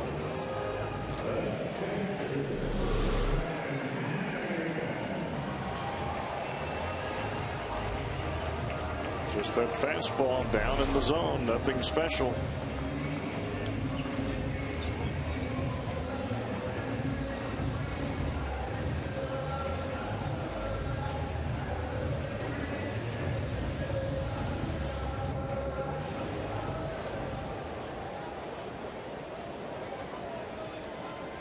Ryan Hannigan, a single, scored a run when the Reds scored both of their runs in the second inning against Harang. He bounced out to the pitcher his last time up, ending the 3rd.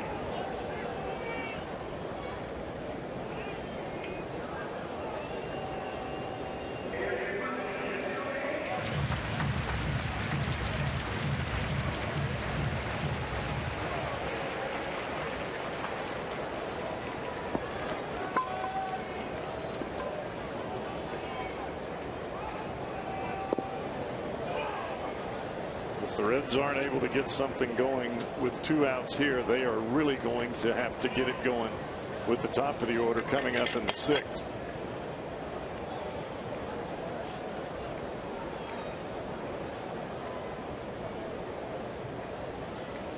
Oh, and 1 on Ryan Hannigan.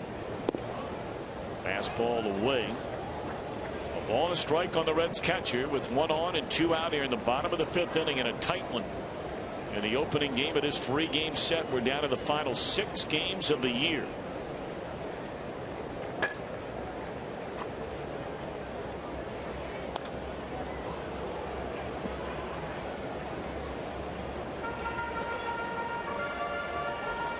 Reds beginning play, 2 behind the Cardinals in the National League Central Division in a 2nd place tie with the Pirates.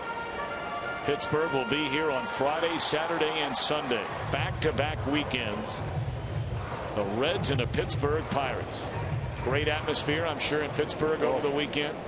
Standing room only. They were standing on the Roberto Clemente Bridge watching the game.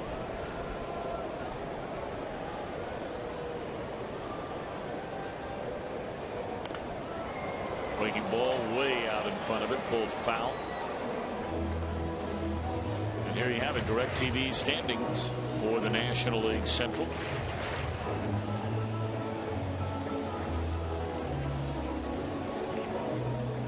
Cardinals play 3 against the Washington Nationals, and then they will take on the Chicago Cubs over the weekend. Reds obviously 3 against the Mets, Pirates 3 against the Cubs, and then the Reds and Pirates Friday, Saturday, Sunday to end the regular season. Will they play a 163rd game against one another? That game is scheduled to be played, the National League wild card game, on Tuesday night, a week from tomorrow. Of course, there's all kinds of wild scenarios out there as the runner goes and it's taken, throw down to second base and out at second is Cozart. So that means 8, 9, and 1 will bat for the Reds when they come to bat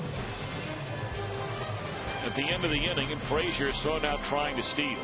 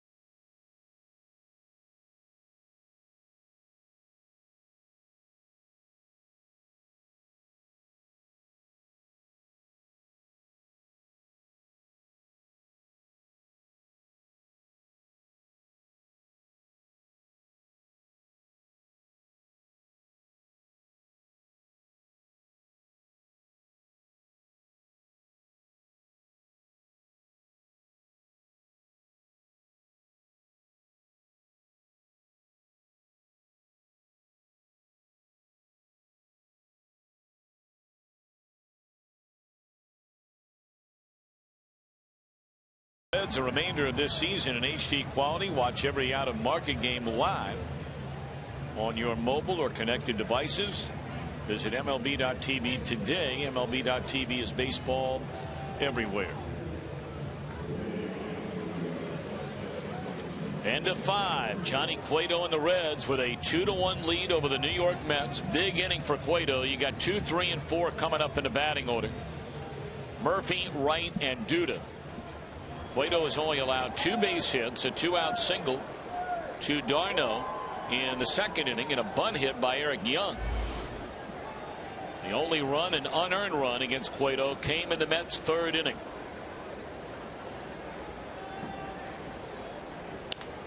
Jam shot pop up, and Bruce coming in to get it. 1 pitch and 1 out for Johnny here in inning number 6. Only 73 pitches thus far for Cueto, with 100 being the target tonight. He's only allowed that 1 unearned run that came back in the 3rd.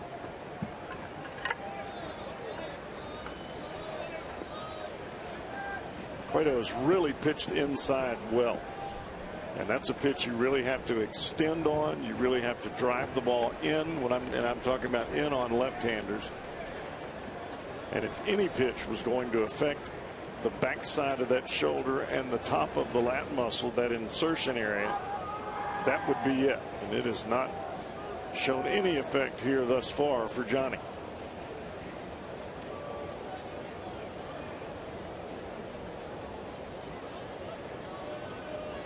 David Wright digging in. He's walked twice in the game.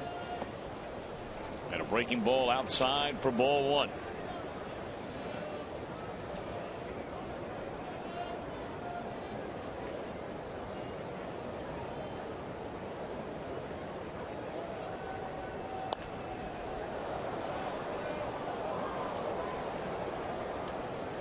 Really just hope that Cueto feels as good inside as he appears on the outside. Calm, cool, and collected. He looks awfully confident.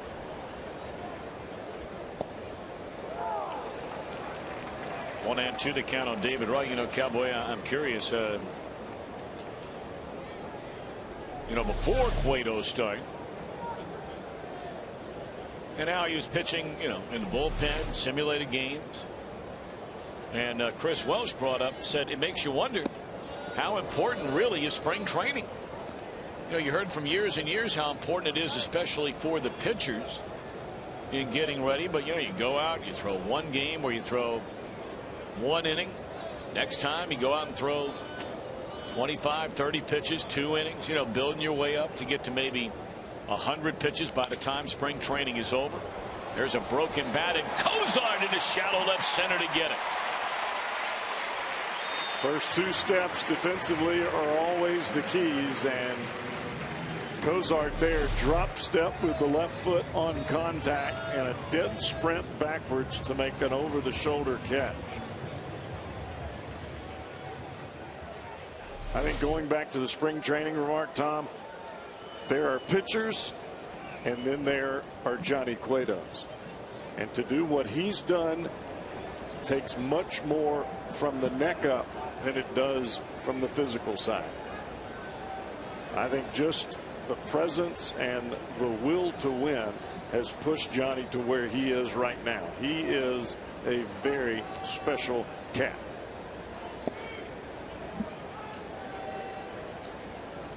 There are some pitchers that need that full month of spring training, month and a half, if you will, to develop that confidence, to get things going to where they feel like, okay, I'm ready for the season.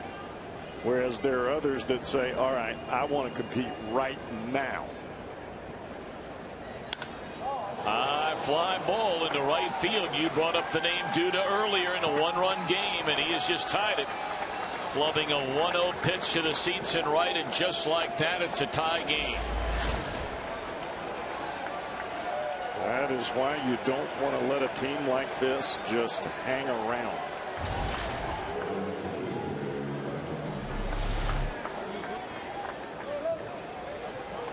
Cueto was trying to cut that fastball in on the hands of Duda, and it just didn't quite get there.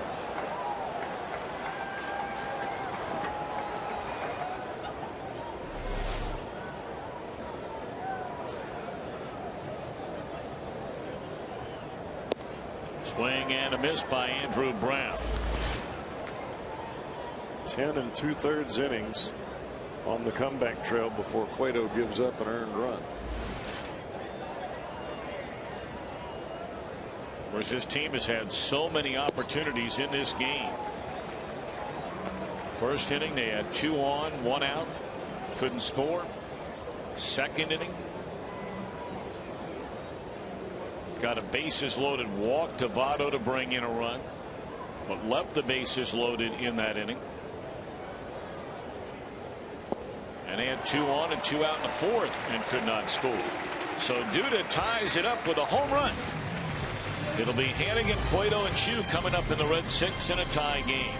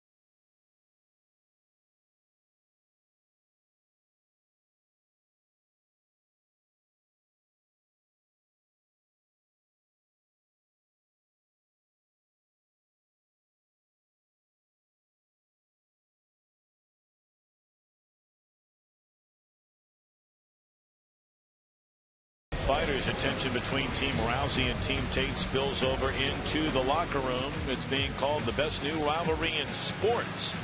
The Ultimate Fighter this Wednesday, 10 p.m. Eastern, only on Fox Sports 1.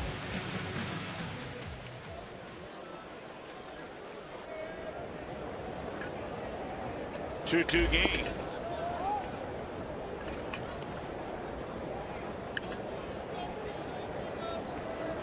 Ryan Hannigan, Johnny Cueto, Shin-Soo Choo. Scheduled trio to face Aaron Orang, who's walked 6 batters. Not one of them has scored a run. Now, one of the walks came with the bases loaded to bring in a run. But not one of the 6 walks has come around to score. In fact, only one of the 6. No, I beg your pardon. None of the 6 has even gotten to third base. And a 2-1 pitch is popped up. Lagares there to get it, 1 away. It makes you wonder if Frazier was running on his own there with 2 outs with Hannigan at the plate, because when you get thrown out, as Todd did, then you end up with 8, 9, and 1 rather than the pitcher and then the number 1 spot coming to the plate.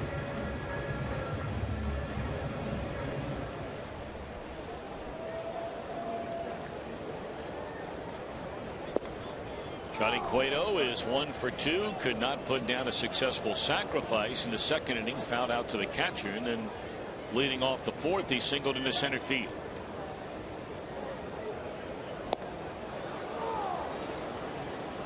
Oh, 2. That was the attempted push bunt by Cueto that you were talking about earlier. But all that movement in the box ahead of time, I think Johnny lost track of where the pitch was.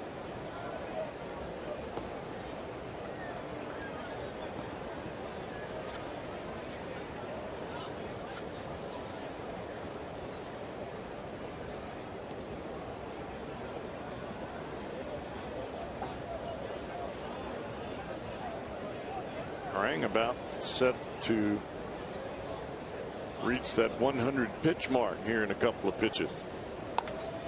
And a slow roller by the mound. The shortstop Quintanilla throws out Cueto.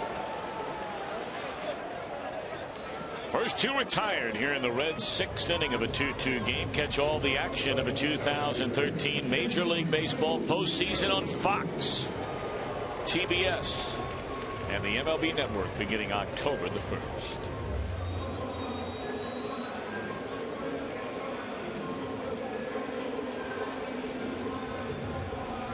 Here we're tied at 2. In Chicago, the Pirates still a 1-0 lead in the bottom of the 4th inning. Now they go to the top of the 5th. Pirates in front of the Cubs. And the Nationals with a 2-1 lead over the Cardinals in the bottom of the 3rd inning. Cardinals batting with a runner at first and 2 out. 2, 1, and 3 and an RBI single in the 2nd inning.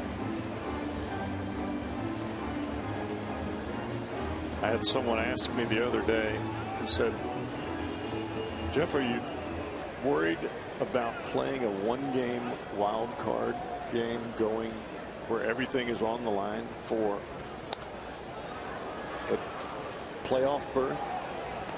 I said, yeah. And this was a lady that asked me this, and she said, well, baseball is just one of those games that anybody can beat anybody on a given day. Why don't they have the wild card spread out where you have 2 games or 3 games, the best 2 out of 3? I said, hey, they've done the best that they can at this point to spread it out and give everybody a chance. But right now, the way it's set up, the division winner, that's what you want. They are the ones that are in the driver's seat. And the Reds still have a chance to win the National League Central Division. Otherwise, you were down to that playoff game. And as we have seen, you could be playing the Houston Astros and lose that ball game, because anything can happen on any day. That ball in the air, pretty well hit by Shin-Soo Choo. Did he get enough? No. In front of the wall, Lagares able to haul it in. We're off to the 7th. It's a big game here tonight. 2-2 affair.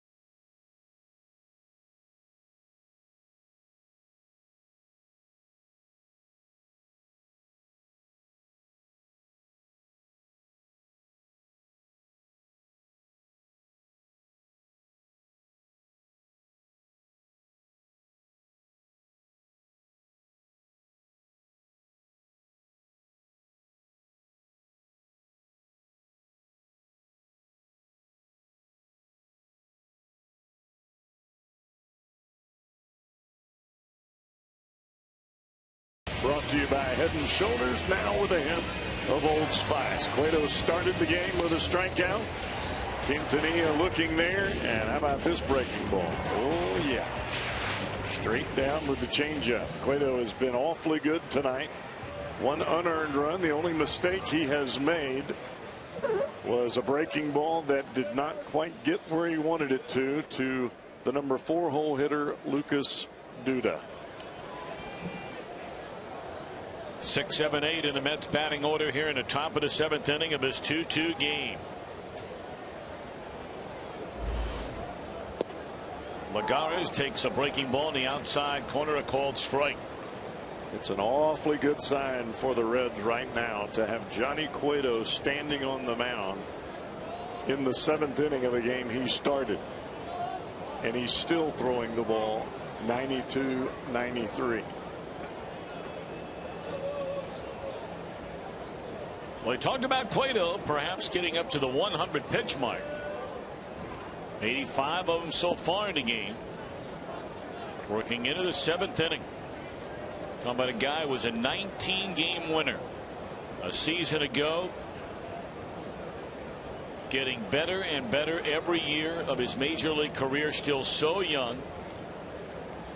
And clearly over the last 3 seasons has been among the elite pitchers in all the National League. Ranked in the top 5 in the National League Cy Young Award voting. I think he's certainly a guy, Cowboy, that perhaps is under the radar more than any other of the high profile, big time successful starting pitchers in the National League. I think part of it is reaching that 20 win mark. I think you look at the ERA, the innings pitched, hits per innings, and pitching in this ballpark doesn't help him. This is a hitter friendly ballpark. But in my mind, it should add to the presence of the numbers for Cueto. When you pitch here and you put up those kind of numbers. That's why I was stunned he did not finish at least 2nd last year in the Cy Young. I get it with Clayton Kershaw. The number he puts up, I mean, there's nobody disputing that. But when you take in all things into consideration, especially as you mentioned, this ballpark, and to pitch here half your starts, you know, some years it'll be a little more than half, some be a little less than half, but to do what Cueto has done pitching here has just been extraordinary. And I understood the issue with R.A. Dickey. I mean, he threw the ball as good as you can throw it. And pitching for a team that did not do much offensively. It was all him all the time. Yep. And he's followed it up with a pretty good year in Toronto. Yes. Guy who in a whole different league. And you got to feel very good for him. Everything he's been through in his life and where he came from. Yep. No doubt about it. On that 2-1 pitch is Darno to make it 2 balls and 2 strikes. I think this is going to be Johnny's final inning. But what I'm seeing from Cueto is a very comfortable pitcher. I think he feels good about his stuff, and he's on the attack. The pitch was 94 miles an hour from Cueto.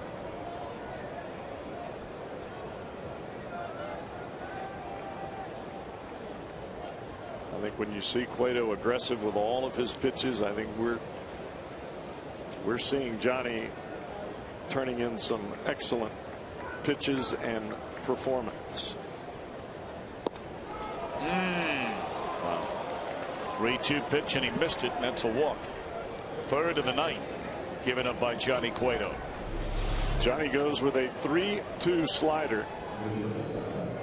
And I think that you may question the 3-2 slider with a guy like Travis d'Arnaud at the plate. Yes, he's only hitting 186 coming into tonight's game, but that's how Johnny pitches.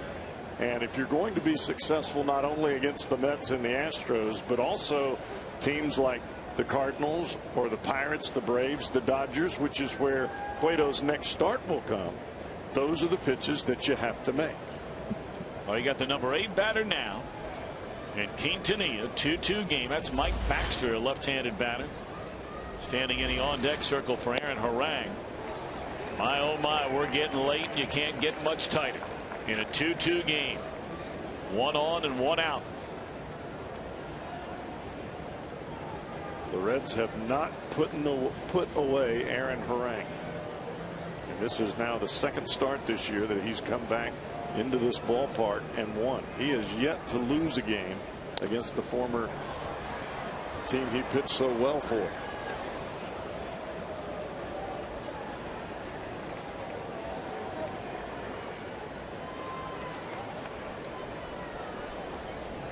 Ranked 3 career starts against the Reds, today being his 4th. He's won all 3 up till today.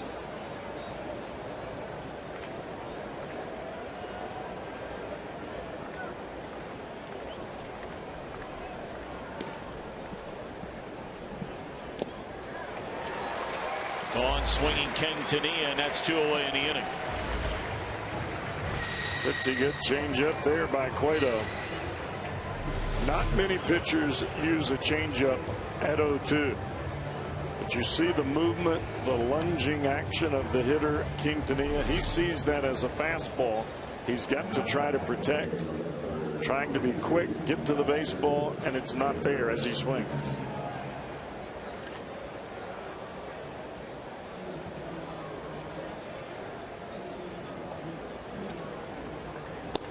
Strike 1 of the pinch hitter, Baxter.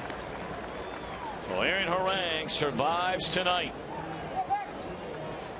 I mean, he was in trouble in what? Major trouble 3 of the 6 innings he worked tonight. 6 walks in 6 innings. And he only had 1 strikeout. And yet he found a way to meet the big pitch, especially tonight, anyway, to Ryan Ludwig.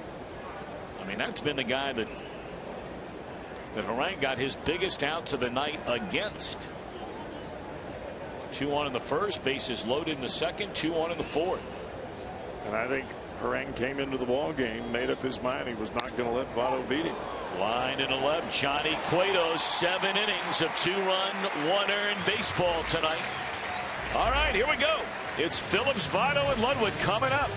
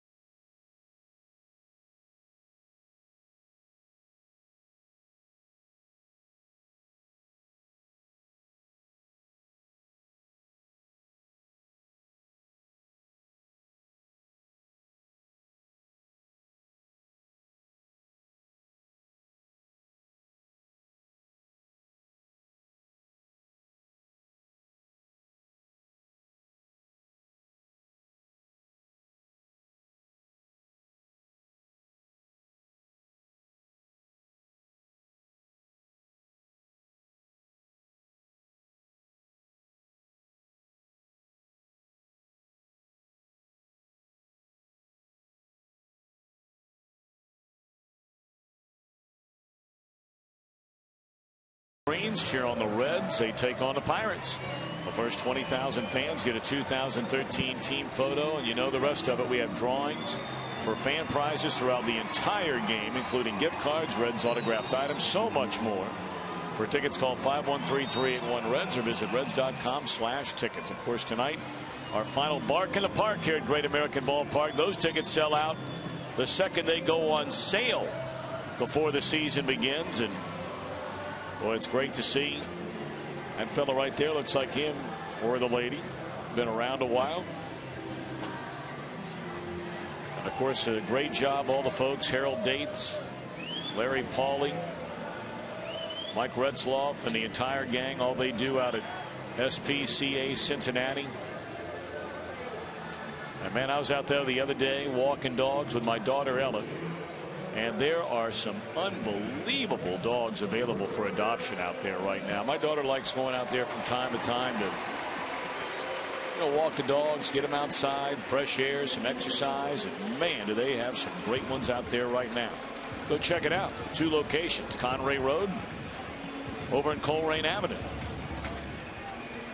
Gonzalez Hermin. The G is pronounced as an H. Right-hander coming on. He's allowed a lot of runs. 10 over his last 13 innings, 8 over his last 8 innings. But the last 4 have been scoreless.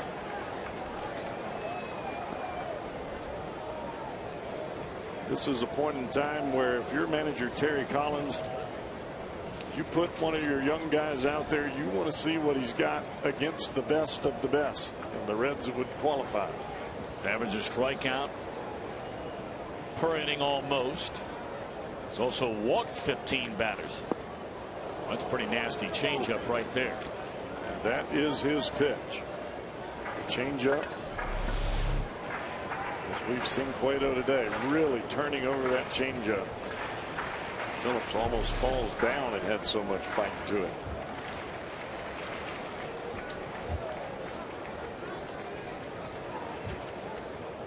Herman turns it loose, and a fastball is up and in. 2-1 to Phillips. 2, 3, and 4 in the order. Reds are leaning hard on Phillips, Votto, Ludwig, maybe more here in the bottom of the 7th inning of a 2-2 game. 2 the number of games the Reds are behind the Cardinals for the top spot in the Central. Cardinals are down a run, but they're early in the 4th inning. Pirates in the 5th, leading at Chicago by a run. And it's ball 3 to Brandon Phillips.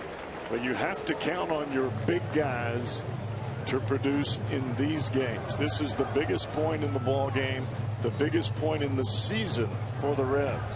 Phillips, Votto, Ludwig, Bruce, only 1 hit amongst the 4 here today. 3-1 the count on Brandon Phillips. Got beat with a fastball. Full count.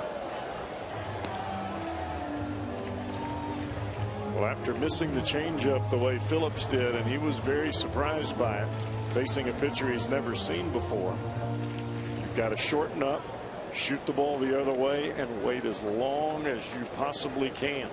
You don't want to be fooled by that changeup yet again.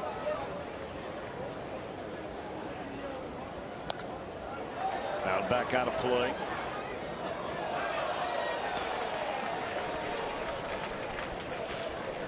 We'll do it again at 3-2.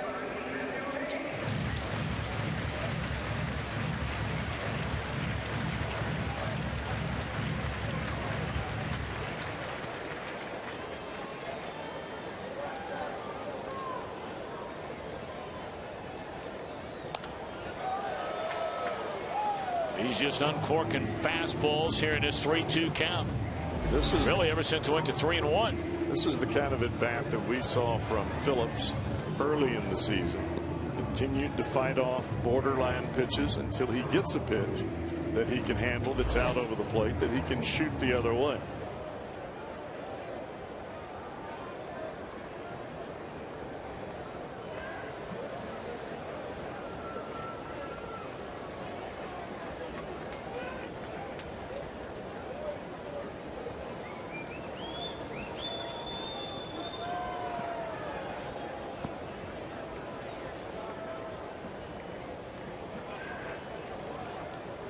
Herman delivers. Got him swinging and came back to that changeup. Fastball, changeup, fastball, changeup. But this time the changeup is down and away rather than running in, and he just ran out of bat, did Brandon Phillips.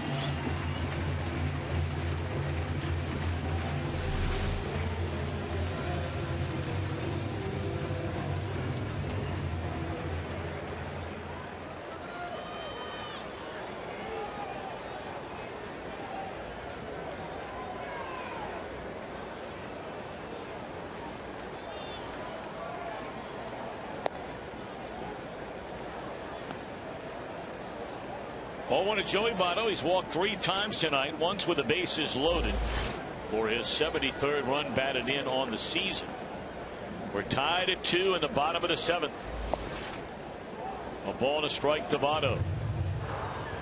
130 bases on balls. Obviously most in the National League, as is his on base percentage. 3rd in runs, 5th in hits. Already told you 10th in batting. 9th in slugging percentage.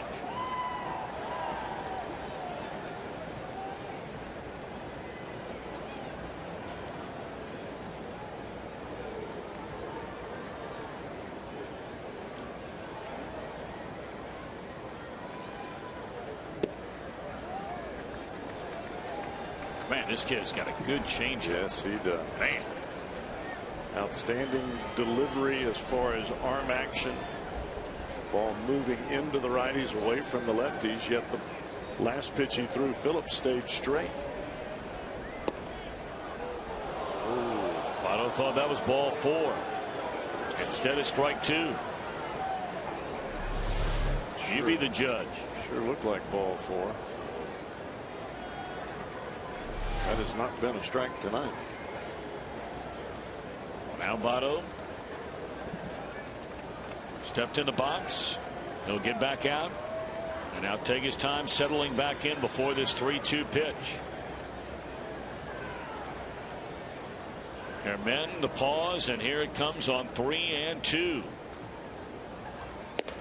And that is ball 4. 4th time Votto's walked in the game.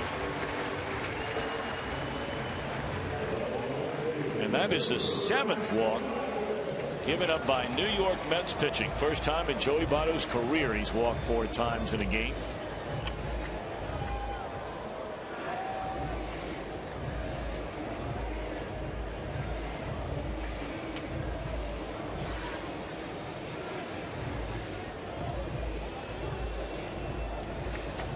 All right, a chance for Ryan Ludwig. 0 for 3 in the game. Go ahead run at first with 1 out here in the last of the 7th inning. And he looks at a strike. Well, Herman throws that first pitch fastball down at the bottom of the strike zone. He's got a little giddy up to it as well. 93 miles an hour. He'll start that changeup just a little bit higher to sucker you into swinging at it, and then the bottom falls out of it. Jam shot, shallow left field, and that's out number 2.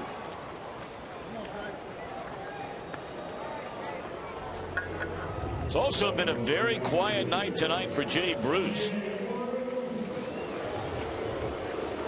It's been a black hole, that 4-5 combination so far for the Reds.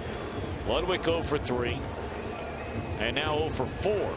Jay Bruce 0 for 3 has not hit the ball out of the infield, and he's going to be facing a left-hander as Terry Collins will remove Herman. And he's going to bring on the left-hander Pedro Feliciano. Is that the dude who sang Feliz Navidad? Jose Feliciano. That's our Skyline Chili call to the bullpen.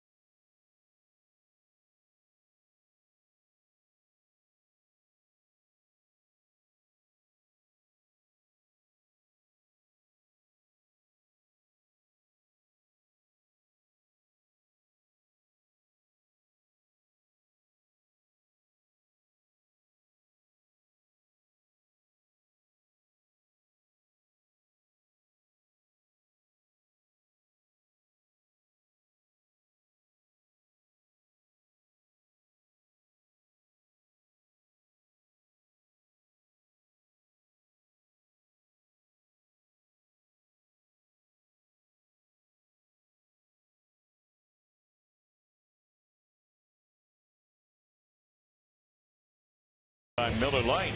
It was this time a year ago, August the 14th. Jay Bruce ended a game against the New York Mets with a home run. You don't have to wait that long tonight. We can go ahead and give him a 2-1 lead right here, right now, if you like. And it'll be Pedro Feliciano taking over on the mound. And Bruce first pitch swinging, fly ball center field, inning over. One pitch is all for Bruce. We're on our way to the 8th in a 2-2 game.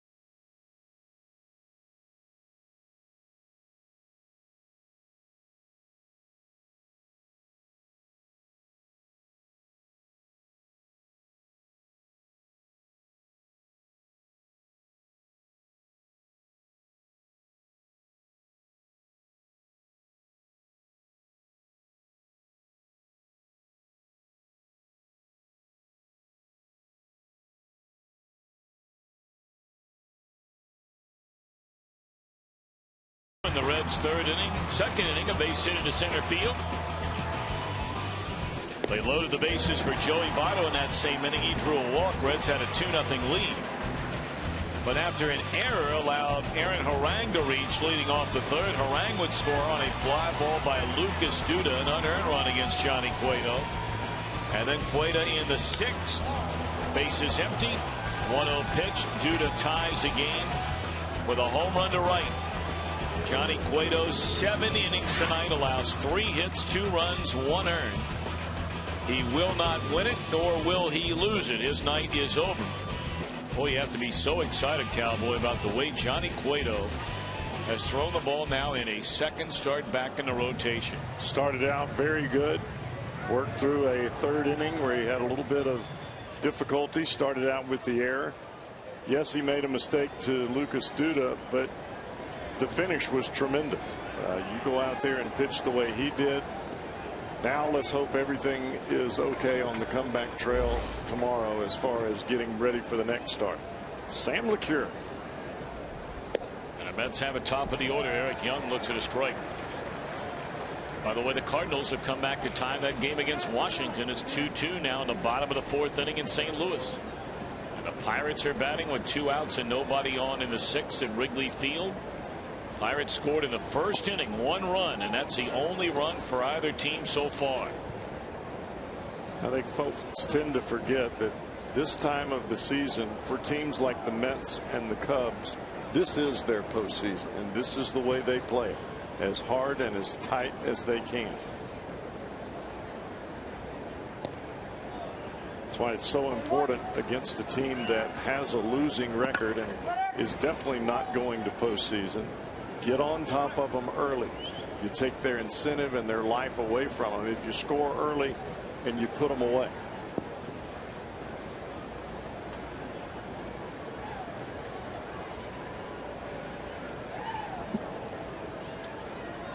Two and one to Young. And there's a strike. I mean, look no further than Terry Collins, the Mets manager. When David Wright came off the disabled list over the weekend, he had Wright play the first 2 games, sat him down yesterday. He said, well, you know, he just came back from a DL, been a while. He said, well, also, I want to make sure he's ready to play in Cincinnati. Right. Because in the spirit of the game and in Major League Baseball, Terry Collins understands he's been on one side, he's been on the other side. If he's playing the Cubs, you can play all your young guys. See how they do. See how they handle the big league level. But against the Reds are fighting for a playoff berth. You owe it to the Pirates and the Cardinals and the other teams in the division to put your A team out there. 3-2, big pitch here to Young. And a liner into center field. It'll fall in front of Chu, a base hit. So now you have Young, who has 40 stolen bases on the year. He's aboard representing the go-ahead run here in the New York top half of the 8th inning. And you got to wonder, do they start Young early in this at bat? Sam trying to make sure that he gets the pitch over the plate, and he ends up leaving it up in the strike zone. And it didn't appear Chu got a very good jump on the ball coming in. I think you're exactly right, Tom. I think you're going to see Eric Young make a dash for second base. Stole second on the best with Cueto and Hannigan on the tandem. Oh boy, trouble a brewing. Base hit into left field off the bat of Daniel Murphy, and LeCure has faced 2 batters and given up 2 base hits. Another fastball up in the strike zone, and Murphy has no problem with that one. He hit it so hard it was by Todd Frazier by the time Frazier went into his leap.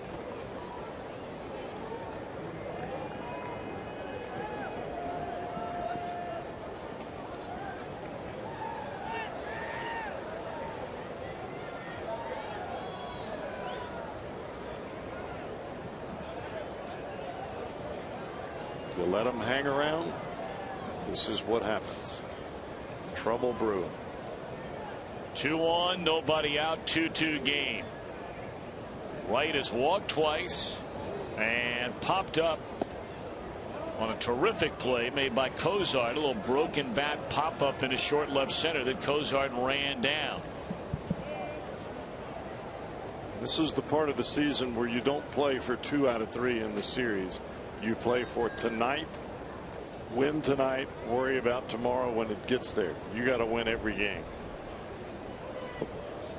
Breaking ball in the dirt, and now LeCure has fallen behind. 2 balls and no strikes.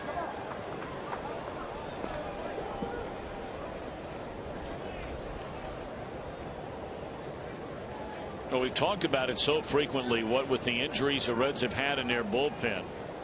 And with the guys that have stepped up like LeCure, like Simon, like Parra, like Hoover. But all these guys are pitching in very different roles than they were this time a year ago. It would have been Broxton this time a year ago in the 8th inning in a tie game. Quite a huge swing and a miss, 2-1. But now these moments belong to guys like Hoover and LeCure in the Reds bullpen. And it is what you make out of it, especially for the Hoovers and LeCures. If you're going to take that extra step up the ladder and pitch, this is where you want to be, but you got to get the job done as well. Simon, another guy in that same boat. Boy, he has really thrown the ball well lately. That road trip, he was a lifesaver for the Reds. 2-1 the count on David Wright. And right down the middle with a fastball, and Wright takes it for strike 2.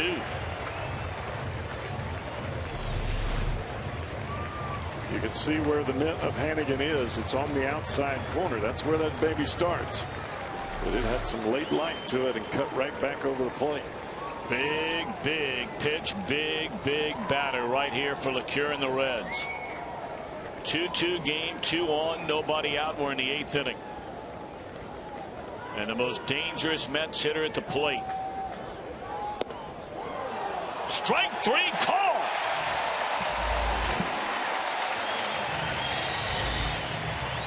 And that's going to be all for LeCure. They have the left-hander Sean Marshall getting ready for Duda. Top of the strike zone pitch from LeCure. It starts off the plate and comes right back to the outside corner. Lefty coming on. We'll be right back.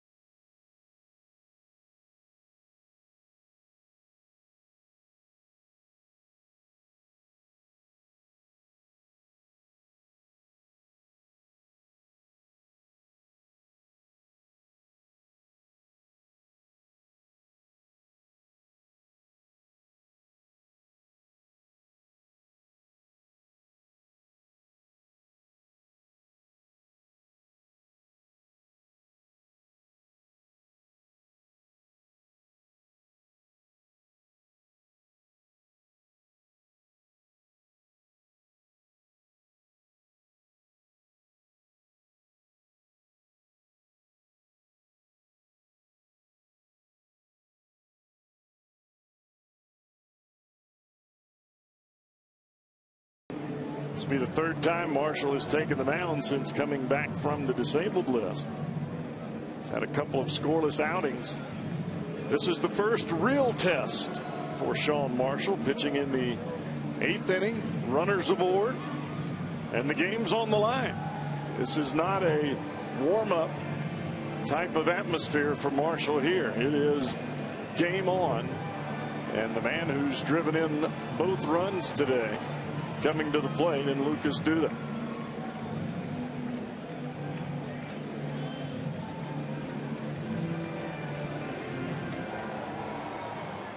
Of course, Marshall has missed the overwhelming majority of this season for the Reds. His problem started all the way back in spring training when they described it as a tired shoulder. And he has worked his way back, much like tonight's Red starter Johnny Cueto, without going back down to the minor leagues because of not only where they were, but where the minor league seasons were. By the time you were ready to think about bringing him back. Breaking ball sweeps away to Duda.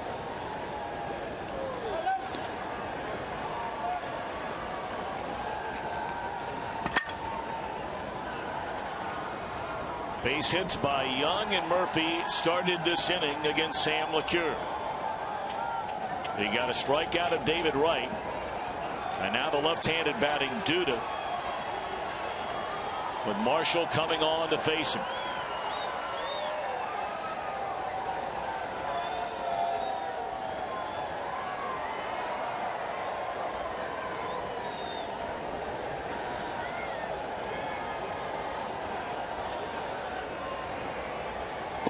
Breaking ball and a beauty by Marshall to even the count at 1-1. This is where your lefty specialists come in as big as you can create the atmosphere. The toughest lefty in the lineup is Duda. Marshall is there to get him and him only.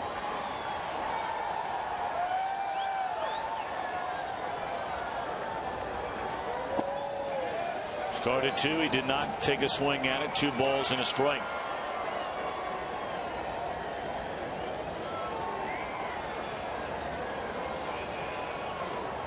Pretty good slider there by Marshall. That one was at 83 miles an hour and had some life to it at the end.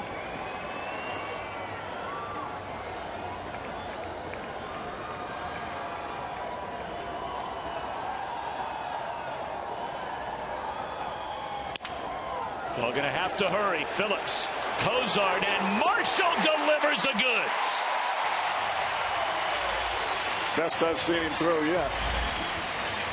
Good snap on that breaking ball.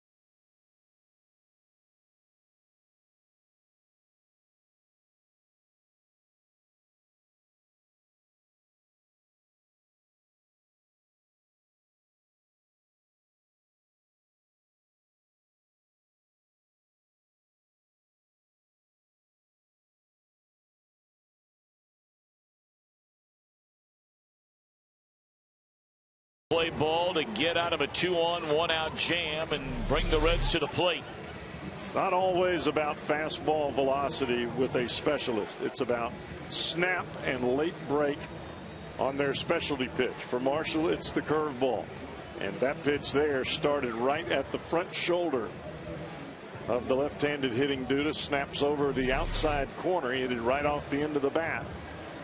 And that's the key to a healthy bullpen. As you saw Marshall coming in, the first man to greet him, Sam LeCure.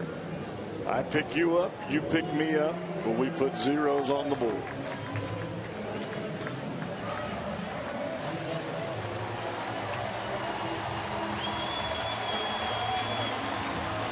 They're showing this old fella up on a scoreboard out there dancing around for the Frank Sinatra music.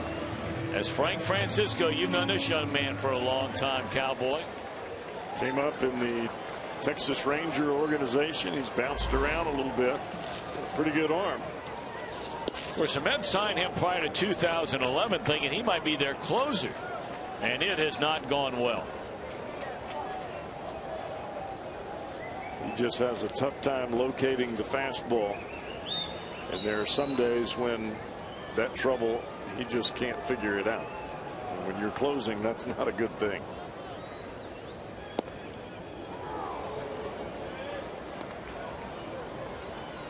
Been on the disabled list this entire year following that elbow surgery.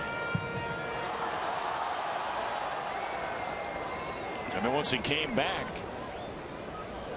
he got a bruise taking one off his right hand.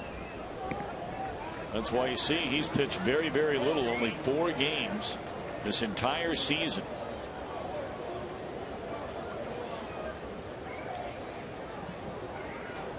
And whether or not he's been healthy for a long time, we do know, Cowboy, you touched on it. This guy has been a big league closer, and at times has been a very good one. So he knows what it's like to pitch in tight games late. He was a closer with the Rangers, closer in Toronto.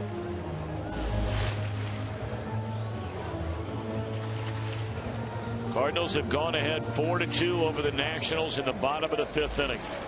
Nationals led that game 2-0.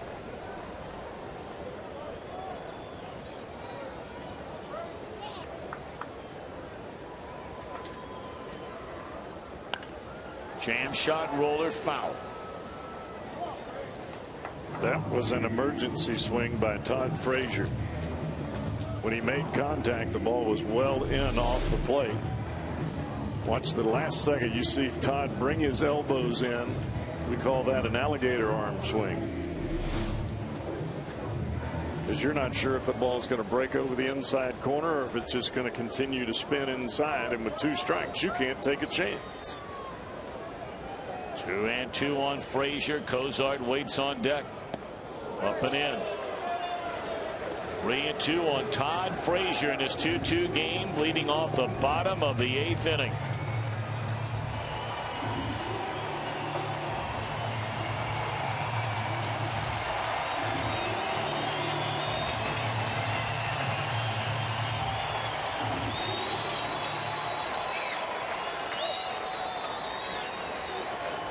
Make him get the ball down. Don't chase the pitch up and out of the strike zone.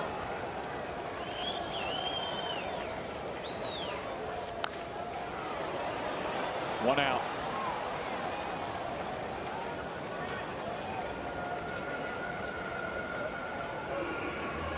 Let's take a look at our Subway in-game box score. Reds only have 5 hits, same number as the New York Mets, and 4 of the 5 hits came in the first 2 innings. They got a single by Phillips in the first, hits by Frazier, Hannigan, and Chu in the second. The only hit since then belongs to Johnny Cueto. That is the only Red hit since the 2nd inning. All right, come on, coach. And the walks by Harang are what just startle you. And the fact that the Reds just could not take advantage of it.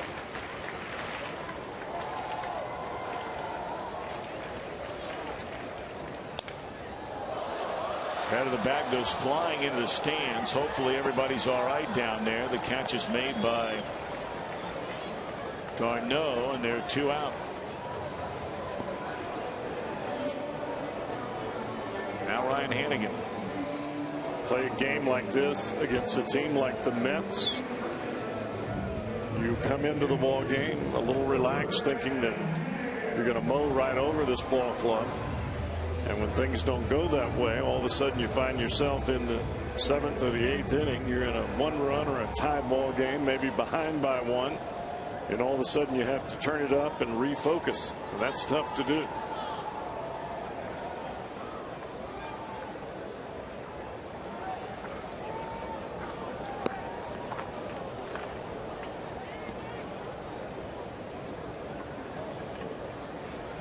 Francisco has not missed down in the strike zone on 1 pitch. Everything has either been a swing and contact, swing and miss, a ball, nothing down low.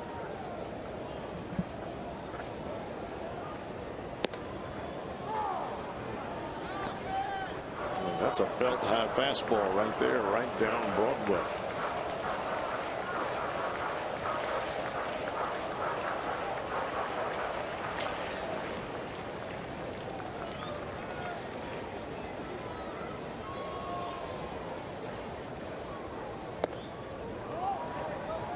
Derek Robinson is standing in the on-deck circle.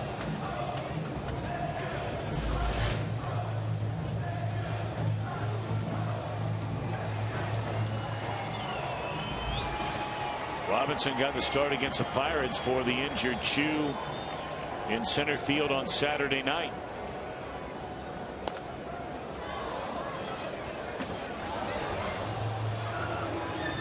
He went 0 for 4 with 2 strikeouts in that game.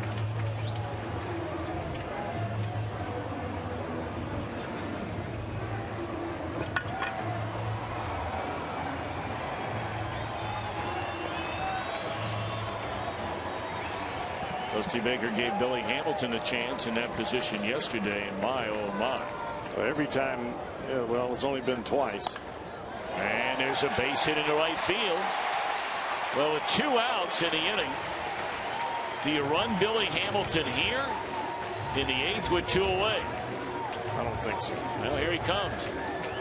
I'm a little surprised too, but they're going to send him out there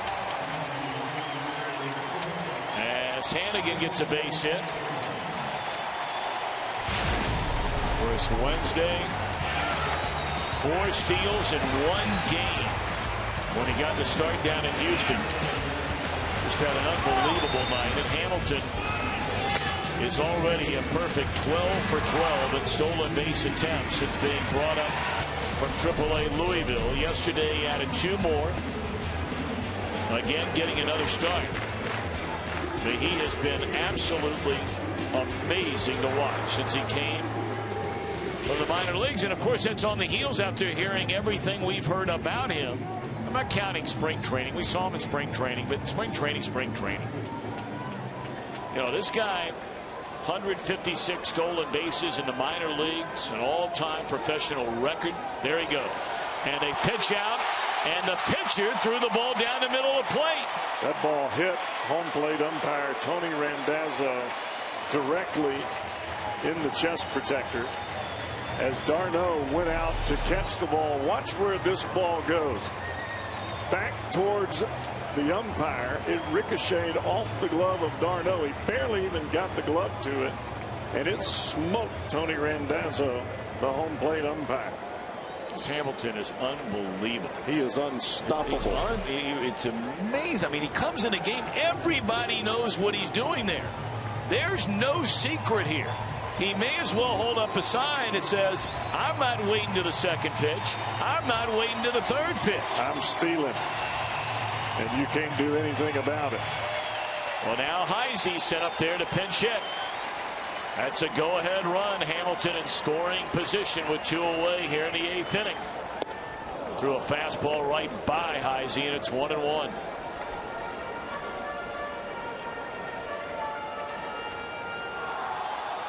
We saw Hamilton steal third base against the Pirates. He gets actually a better jump at second going to third than he does at first. Well, nobody holding you on out there. You can get a little movement going towards third. Races. Bottom fell out of that one. 1-2. Well, you know, you and I don't make up the playoff roster, and of course the Reds haven't officially clinched that playoff roster yet. But I tell you what, there may be a mutiny in this town if that guy right there is not on the playoff roster, because he is a legitimate weapon for this team. He is a game changer. He has already established that fact.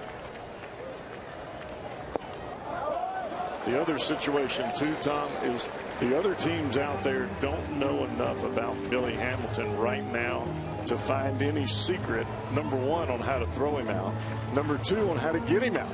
He's a switch hitter. You're not just going to bring in a lefty specialist or a righty specialist. He can bunt from both sides of the plate, and either side, third or first base. 2-2. Now, of course, a question, or at least a comment somebody might answer to that would say, well, you know, where are you going to play him? I mean, if you play him at all. Well, the same could be said for any other backup outfielder. Now, some of the other backup outfielders have played the corner outfield position. Hamilton has played nothing but center, and you haven't asked you to play a corner outfield spot. 3-2 on Heisey. Struck him out. We go to the 9th inning. The Reds and the Mets are tied at 2.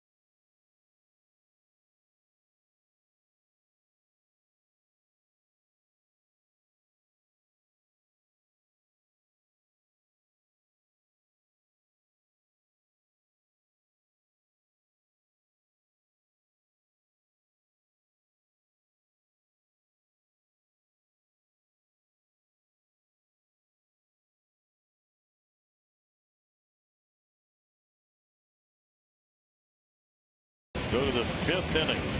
Ho hum for Brandon Phillips, throwing out Eric Young.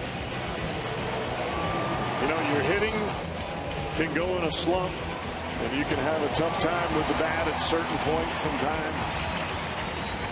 But a guy like Brandon Phillips with his glove, there is no slump on his defense. He brings that to the park every day. And on plays like that, they will beat you. Devin Mesoraco going to stay in the game after Billy Hamilton pinch ran for Ryan Hannigan. And the Reds are not going to fool around, at least in the top of the 9th inning. They're going to bring on their closer, Aroldis Chapman, in this 2-2 game. Well, there is no save now, and you've got to use Chapman in this kind of spot. And you give him a chance, really, if the Reds aren't able to score in the 9th.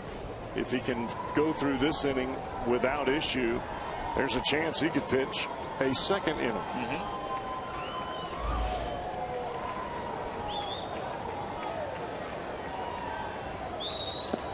Reds in a situation as it's swinging and a miss by Andrew Brown, where they will have a 3rd straight week where they actually have an off day. Each of the last 2 Thursdays they've been off, and they will be off, weather permitting, this Thursday before the Pirates come to town Friday. 0-2. Speaking of the Pirates, they scored in the 1st inning against Jeff Samardzija. They are batting in the 8th inning, still with that 1-0 lead over the Cubs. And the Cardinals, after falling behind 2-0 with a 4-2 lead, top of the 6th inning at home over the Nationals. Gone swinging. Brown to begin the 9th. Talked about that Thursday off, Tom, and the way it has happened here now 3 times in a row for the Reds. It's created an option for Dusty Baker and pitching coach Brian Price as far as the rotation. You add Johnny Cueto into the mix, even though you've had to take out Tony Cingrani because of his back. But there are a lot of options for this weekend, especially after the game Cueto pitched here tonight.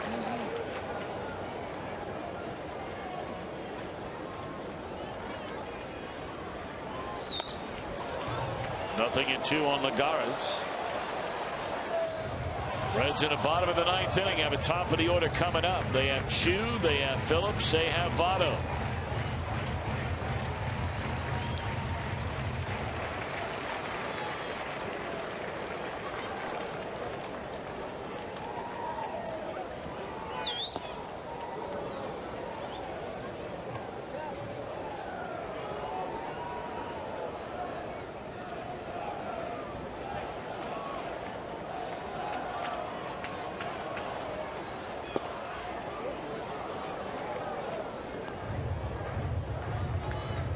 Mesoraco wanting the fastball up, but wanting it over the plate. Those 2 missed up and away, and Lagares not quite tempted.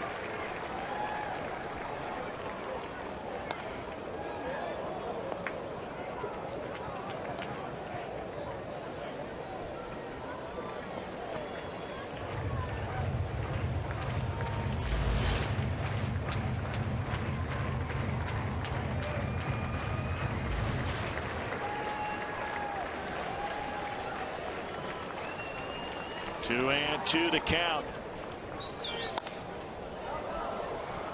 Foul out of play. It'll stay right there. Cubs are coming to bat in the bottom of the 8th inning. Of course, after bringing in Jason Grilli on Saturday night, the Pirate manager Clint Hurdle saying that Grilli is back in that role the rest of the way. So the Pirates with a 1-0 lead have Melanson back in the role he was so good in most of this year before Grilli was injured, and that's his setup man.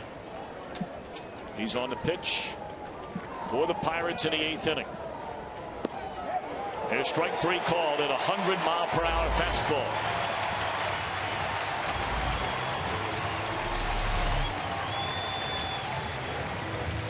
Fastball right in the perfect spot, right on the edge of the plate. Mesoraco did an awfully good job of catching that ball, and the way that he received it really gave the home plate umpire Randazzo a false look at the ball, but that's what you're supposed to do as a catcher. You're supposed to make that pitch look as good as you possibly can. Darno now the batter. First pitch swinging, dumps it foul and out of play.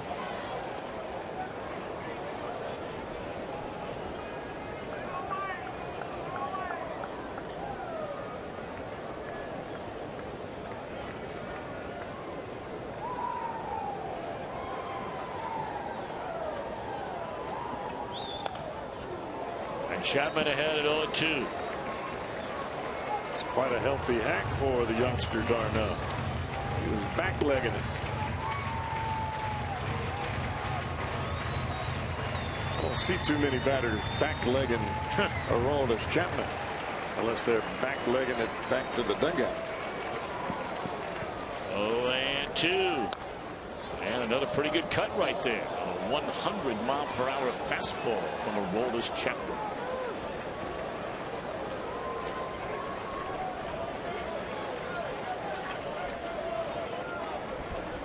Think about how long it takes you to blink. Well, that's how long it takes from the ball to release from the hand of Chapman and hit the mitt.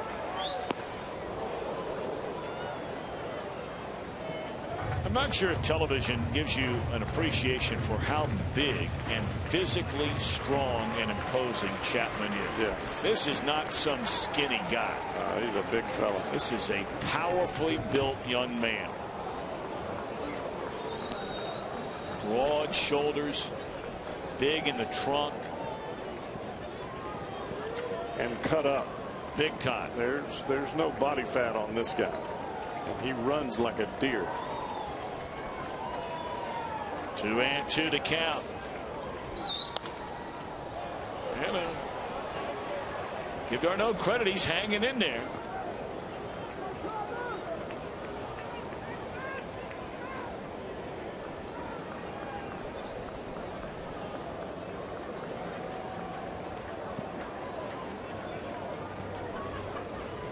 Two balls and two strikes, 2 outs and nobody on.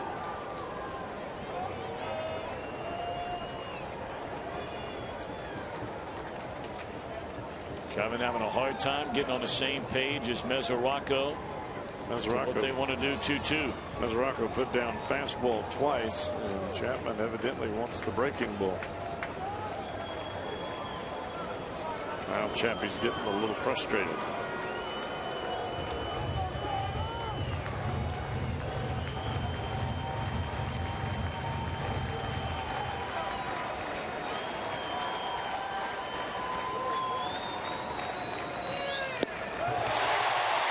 He fans aside in the top of the ninth. Chu, Phillips, Votto. The Reds with a chance to win it in the bottom of the ninth.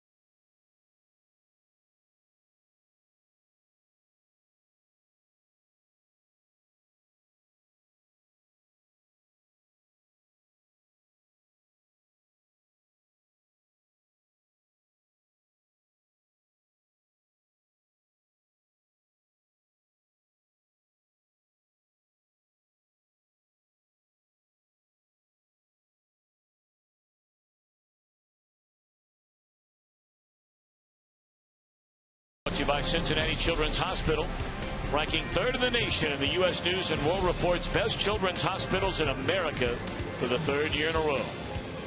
And by Chevy. Stop into your Tri-State Chevy dealer. Check out their full line of fuel-efficient vehicles.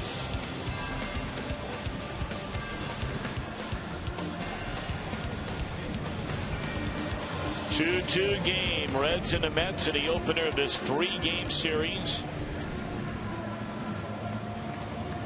And coming on from the New York bullpen is left-hander Tim Burdack. You may remember he was the guy that gave up the home run to Jay Bruce going back to 2010 while Burdack was pitching for the Houston Astros. I'm sure Jay is reminded of that down in the dugout. That clinched the NL Central Division Championship for the Reds. We knew it soon as it left the bat. And the celebration was on. Reds knew they were going to the postseason for the first time since 1995. They had the 1-game playoff, of course, in '99, but that made it official. All right, here we go. Chu to lead things off. Strike one. The Cubs have just tied the Pirates. Pardon me, Cowboy. 1-1 game. Cubs batting in the bottom of the 8th inning.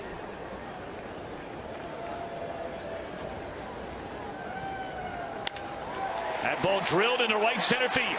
And that's going to go to the wall, and the defender falls down.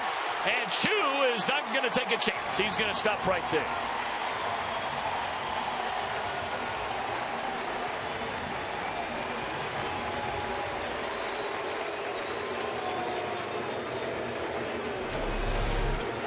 Chu has come up big in both times that the Reds have needed it. The RBI single back in the 2nd. Now the leadoff things here in the 9th. A big double off the left-hander Burdack. And that'll be the only batter that Burdack faces.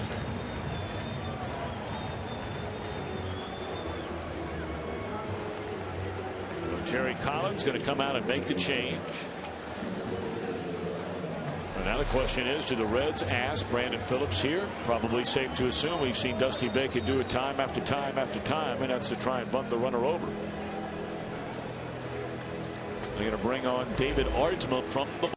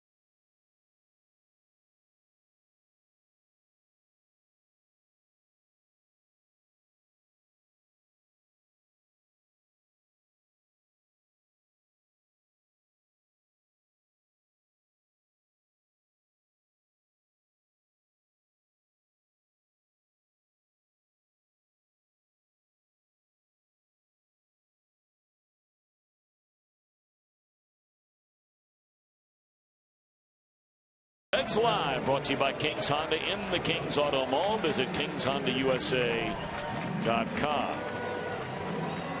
Jim Day, Jeff Piccolo standing by. And of course, hoping to celebrate from the Fox Sports Ohio condominium a Reds win. And now it's David Aardsma from the bullpen. Aardsma has given up 14 earned runs in his last 20 outings. That's 14 earned runs in 16 and a third innings pitch. but he stranded all 18 inherited runners that he's had this year. That's the most in the big leagues without a run scoring that he's inherited. Brandon Phillips has 4 sacrifices on the season. Pulls the bat away. Chu breaks for third and will get there easily. Boy, he absolutely decoyed the youngster Travis d'Arnaud. You give a fake break off of second. If the catcher comes up throwing, then you just take off to third. There's nothing you can do about it. The throws are too long between. Willie McGee used to do that all the time, and Chu just traps Dave. That's his second stolen base tonight, his 20th of the year. And now Brandon goes from being asked to bunt, now asked to swing away and put it to an end.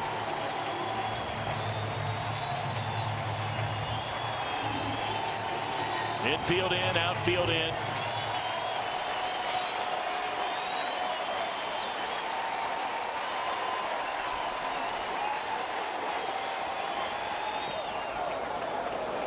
Smothered in the dirt by d'Arnaud. Chu leads off this 9th inning with a double. Steals third. And now Brandon Phillips,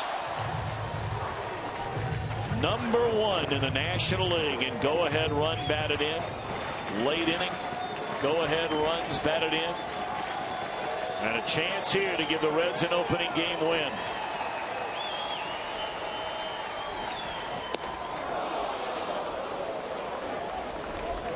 One and 2 on Brandon Phillips. That was ball 2. How about the collective groan from the crowd as he swung through that pitch? Everybody looking to cheer, and then the oh. Make him happy.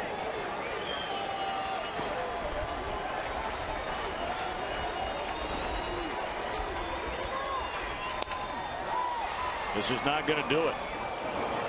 1 out. Phillips unable to get the job done. And here comes Joey Votto. And you got to believe they're going to walk Votto and take their chances with Ludwig. Why not? Set up a double play. They've done it all night anyway. Catcher not even going to squat down. You can see this coming from a mile away. Votto knows it. There's no way they're pitching to him. This will be the 5th time Votto has walked. Each of his 5 plate appearances tonight, he has walked. He had never walked 4 times in a game. And now for the first time he walks for a 5th time. Looked like Brandon got a little overzealous in that at bat. Chased a high fastball and chased a breaking ball out of the strike zone, and ultimately it cost him an out. Well, if there's doesn't cost the Reds a run. If there's one guy who has had chance after chance tonight, it is Ryan Ludwig. He batted in the 1st inning with runners at 1st and 2nd, and 1 out. He flied to right. He batted with the bases loaded in the 2nd inning and tapped out to the catcher. He came to the plate with 2 on and 2 out in the 4th inning. Popped up to the 2nd baseman. A 4th at bat tonight, he came to the plate with a man aboard and popped up to short left field. But you can forget all about those first 4 at bats if you can knock in the game winner in your 5th. You got that right. Well, the big key for Ludwig here will be to stay with the game plan he had in Pittsburgh. Up the middle, right center field. That keeps that front shoulder closed and allows him to stay on the baseball. Aardsma has a good fastball, but that slider goes straight down. That's what he got Phillips with. And you have to lay off the high fastball here. Even though a fly ball will get the run in, the high fastball is a pop-up in the infield. On the corners, winning run is at 3rd base. And it's rolled foul up the 3rd base line, and Ludwig behind at 0-1.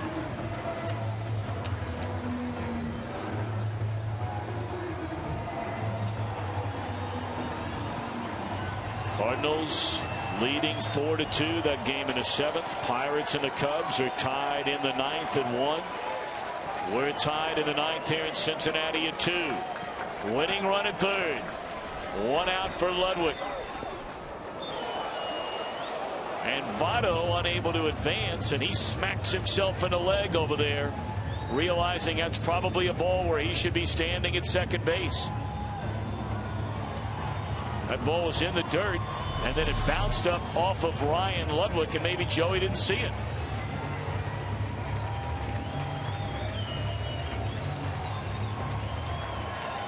Votto got caught in between as the pitch came playward. He was going back to first base.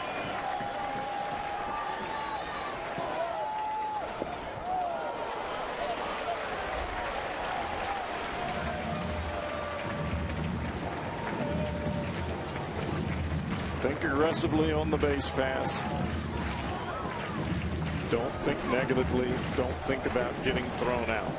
Be aggressive, be smart, be aware. On the corners, 1 out. Chew the winning run at 3rd here in the bottom of the 9th. 2-1 on Ludwig. Ball 3. Quick pitched him there. Boy, Ardsman barely even got set for a count. That was awfully close to a ball.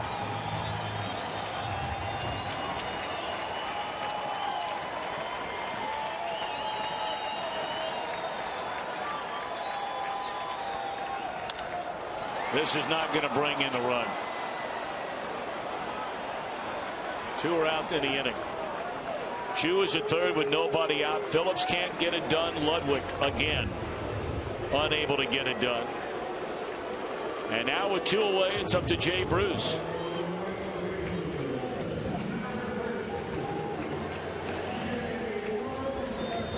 Well, Jay's road trip was phenomenal. 14 RBIs on the trip. He does not have a hit today.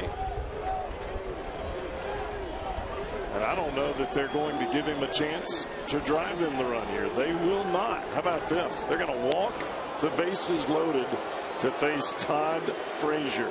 You know what, Cowboy, at the end of the day, I mean, why would you pitch to a guy with 107 runs batted in? Why would you? No chance. I mean, it's no, it's not like it's an insult to Todd Frazier. I mean, this is just one of the leading run producers in the league. Why would 2 outs after all you've been through to get where you are you going to let him beat you? Because Joey Votto standing at second base means nothing. It's all about the run at third base. Now you have a force at every base. You've got an ideal matchup, righty on righty, and you've got a hitter at the plate that doesn't quite have the prowess of the man that was just standing there.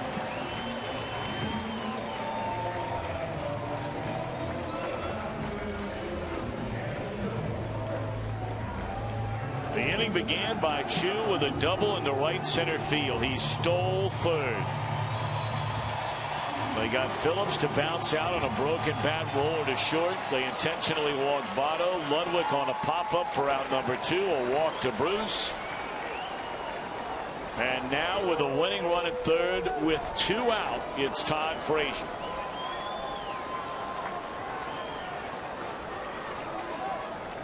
Frazier's been swinging the bat very well lately. Be a big RBI if he can pull this off here.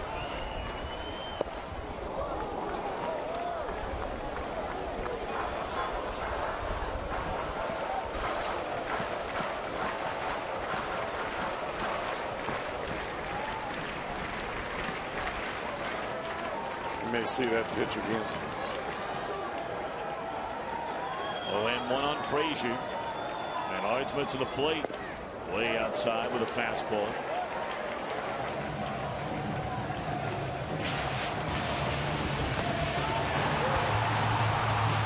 Frazier ended one of those thrillers in the 3-game sweep over the Dodgers that first week of September with a base hit. Would like to do the same thing right here and right now on this 23rd of September. Check swing, hit his bat, out of play. Frazier down 1-2.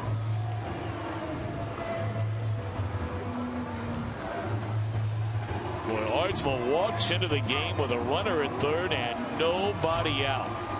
And he is now a pitch away from stranding that runner at third and sending us into extra innings.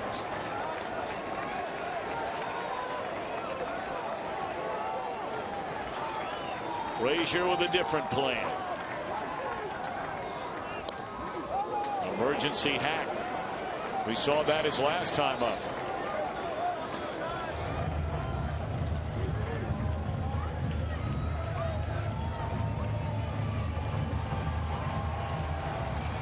Well, if you're Ardsma here, you're either going to really drive the breaking ball down and away, or you're going to run that fastball back in on his hands. If the hitter waits that long, you bust his bat.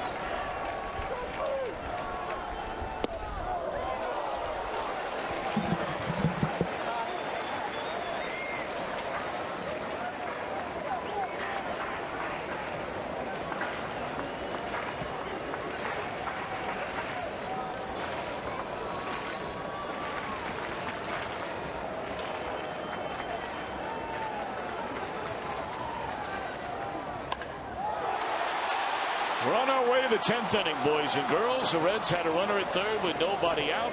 He's left at third. 2-2, end of 9.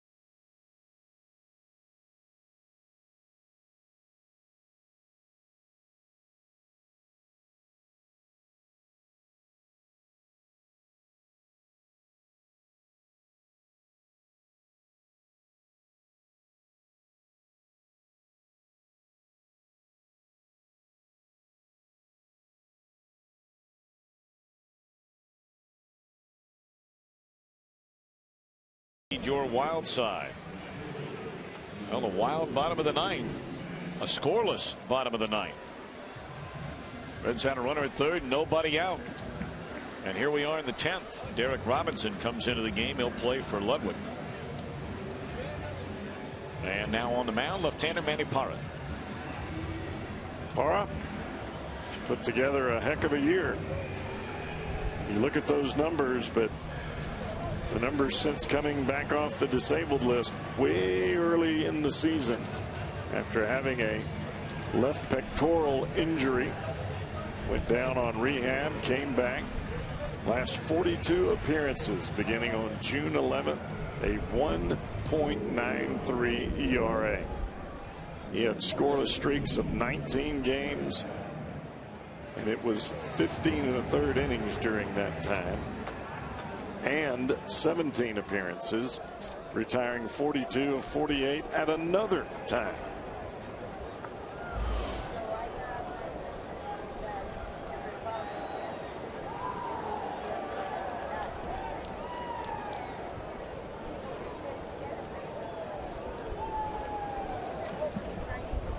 Well, the Mets are going to go to their bench. Josh Shatton will bat.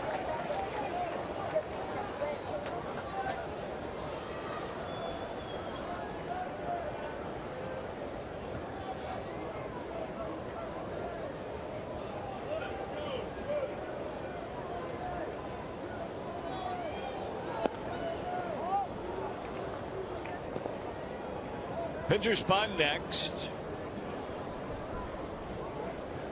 And right now they have Zach Lutz, a right-handed batter, standing in the on-deck circle for Ardsma. What an unbelievable job Ardsma did.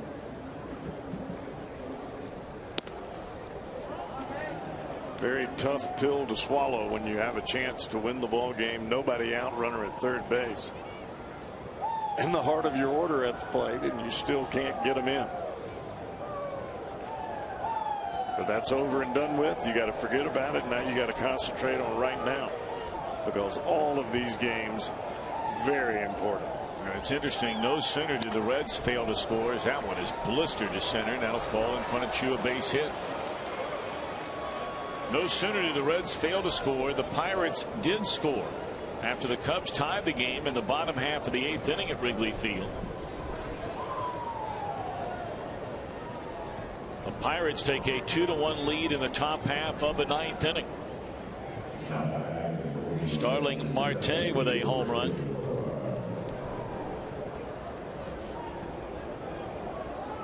Crazy part about these ball games here with the Mets, they're just as important as the final 3 with the Pirates. Yep. If you don't win here, it takes a whole lot of luster off the weekend.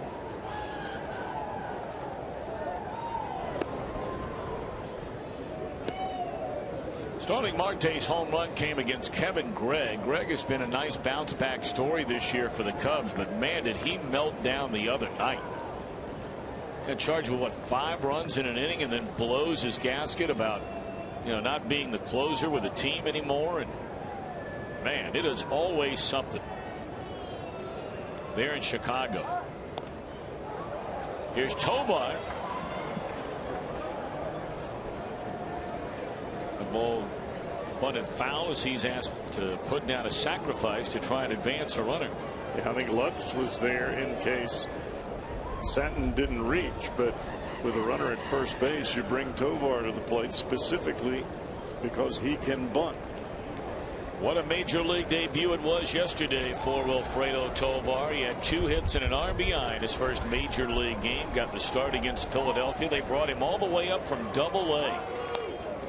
And he puts down the bunt. Parra had a shot at second base and really never looked there.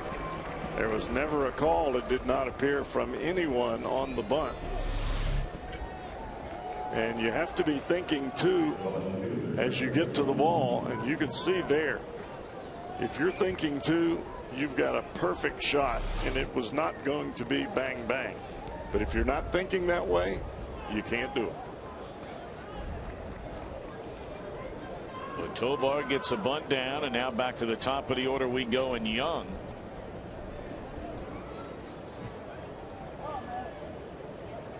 Young is a switch hitter. And he bats for the first time from the right side of the plate here tonight. Line drive caught. Double play will end the inning.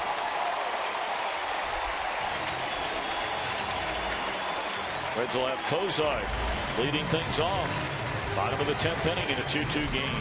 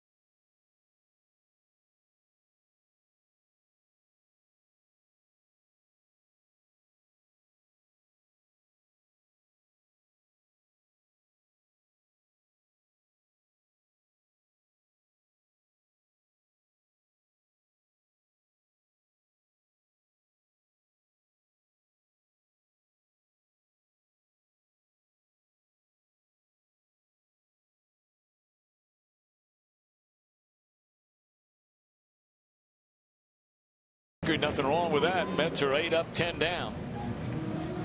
Of course, I'm sure a few of the Reds are kicking themselves in that dugout that we're even playing extra innings right now after he had a runner at third and nobody out with a chance to win it in the bottom of the ninth. But here we are in the bottom of the 10th inning, and a new pitcher comes on for the New York Mets. You know, following what you just mentioned, Tom, you have Greg Burke coming on, and another bullpen pitcher for the Mets that has just been getting hammered lately. He's allowed 10 runs in his last 5 games, 5 2/3 innings. Talked about Ardsma with 14 earned runs in his last 20 ball games. But yet the Reds have not been able to dent the plate.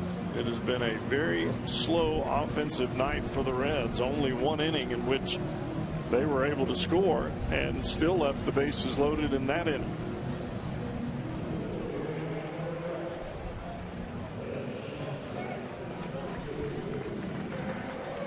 Here's Wilfredo Tovar will stay in and play shortstop.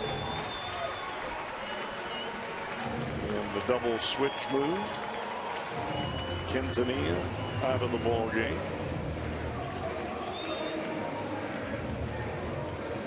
And Cozart to lead it off in the Reds' bottom of the 10th.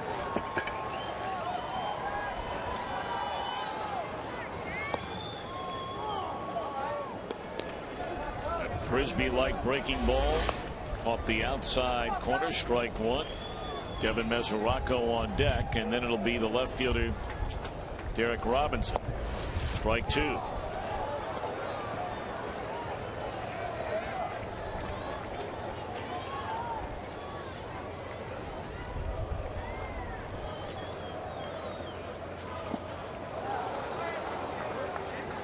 It appears that Aaron Harang has put the Reds bats to sleep here tonight.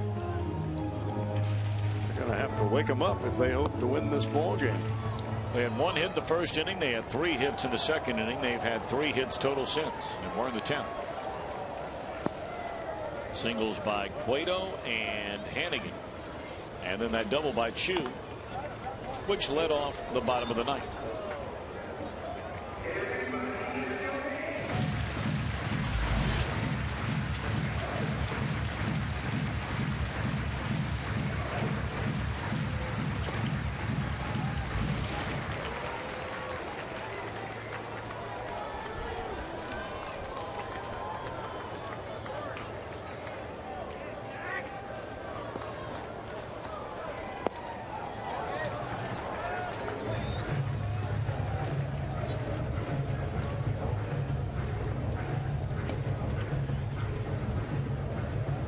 Cozart has seen all the pitches that he needs to see from Burke. He's seen the fastball, the changeup, and the slider. Fouled off and hang in there. Still 1-2 on Cozart.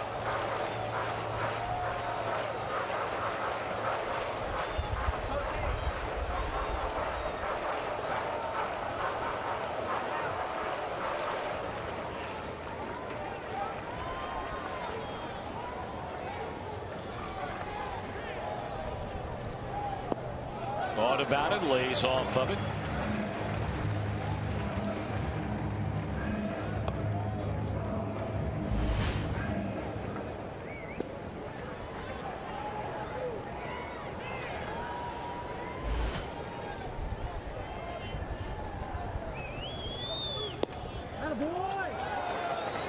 Three and 2 now on Cozart. Wow, Greg Burke got ahead, painting with 2 fastballs down and away. Now he's messed around and gotten to a 3-2 count. Maybe Cozart can put the bat head to it. And a tapper down at third. David Wright's got it.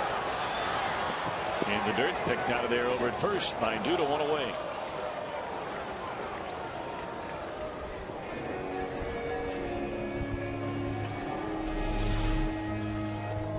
This ball didn't come out of the hand of David Wright very well, because Cozart was pretty close to being safe if he hadn't have fallen coming out of the batter's box.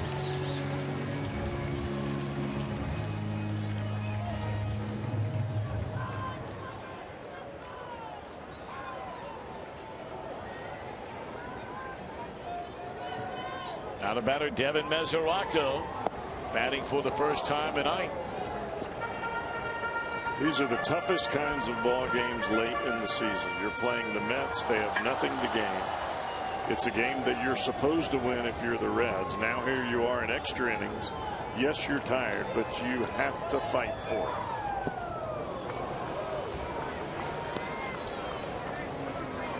This is where you have to reach down inside and figure out a way to focus, figure out a way to get the job done.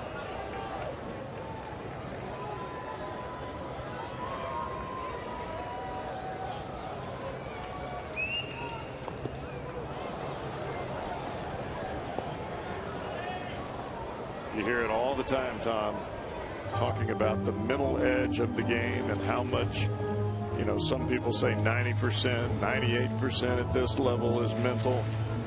That's because at this time of the ball game, it's late, you're tired. It almost feels as though you're just going through the motions, swinging the bat, throwing the pitch. You have to turn it up somehow, some way, emotionally.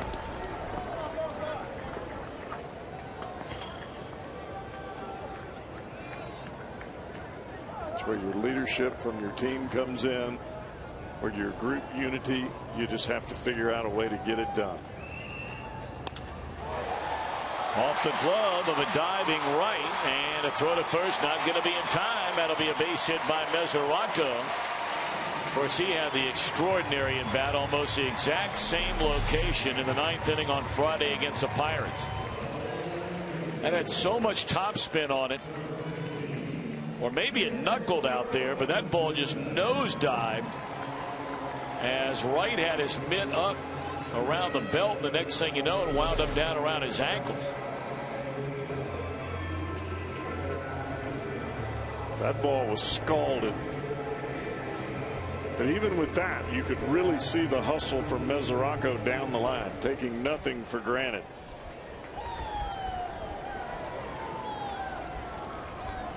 Now Derek Robinson bats for the first time in a game.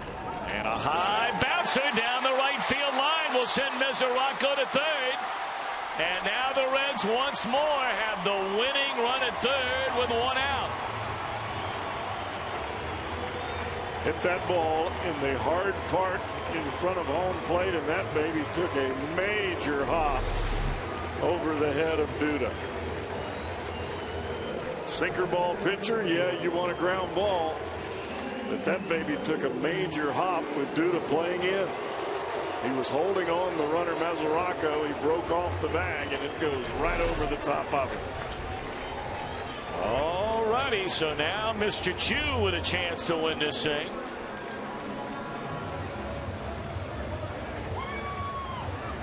I don't believe, yes they do. They have one more left-hander down there. They've used Feliciano, they've used Burdack, and they have Sean Henn. They left-handed in their bullpen. And Henn will be coming on.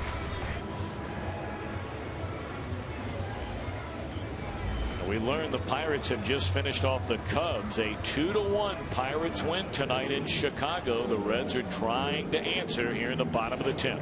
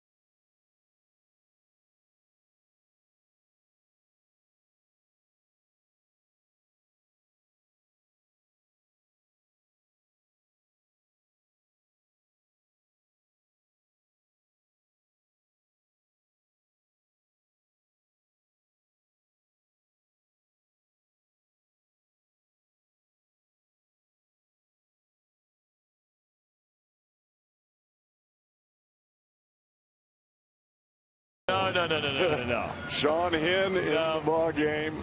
1, 2, buckle your chew.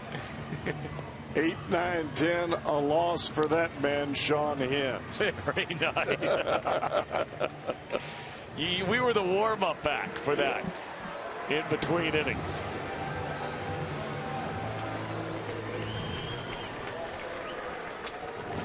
Buckle your chew.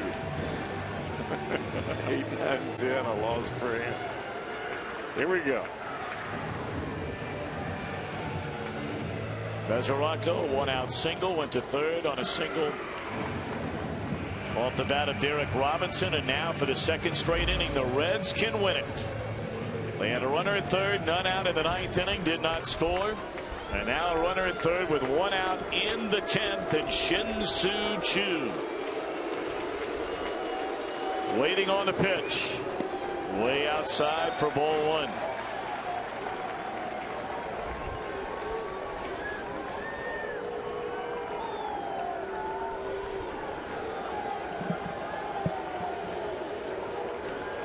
Reds trying to keep pace with the Pirates, who've won already tonight. And this is going to do it as Choo lifts a fly ball into left center field. Game over. That almost got out of here. Reds win. Reds win. Final count of 3-2 here tonight.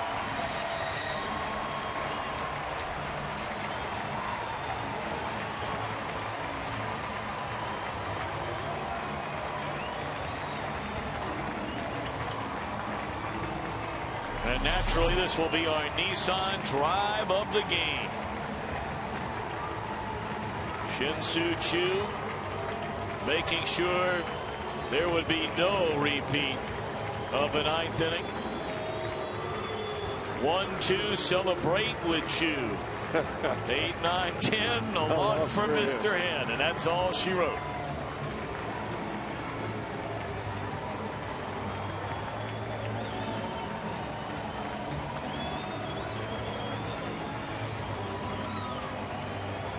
So the Pirates have won. The Washington Nationals have just scored a run in the top of the 8th inning, but they leave the tying one at second base. And the Cardinals are now batting in the bottom of the 8th inning. What a spectacular job turned in tonight by the Reds bullpen. LeCure, Marshall comes in and get a big double play. Chapman fans aside. Parra allows a hit. He gets a win. And the Reds win the opener of this series and pick up their 90th victory of the year, 3-2-10. Time now for Reds Live. Let's send it downstairs to Jim Day.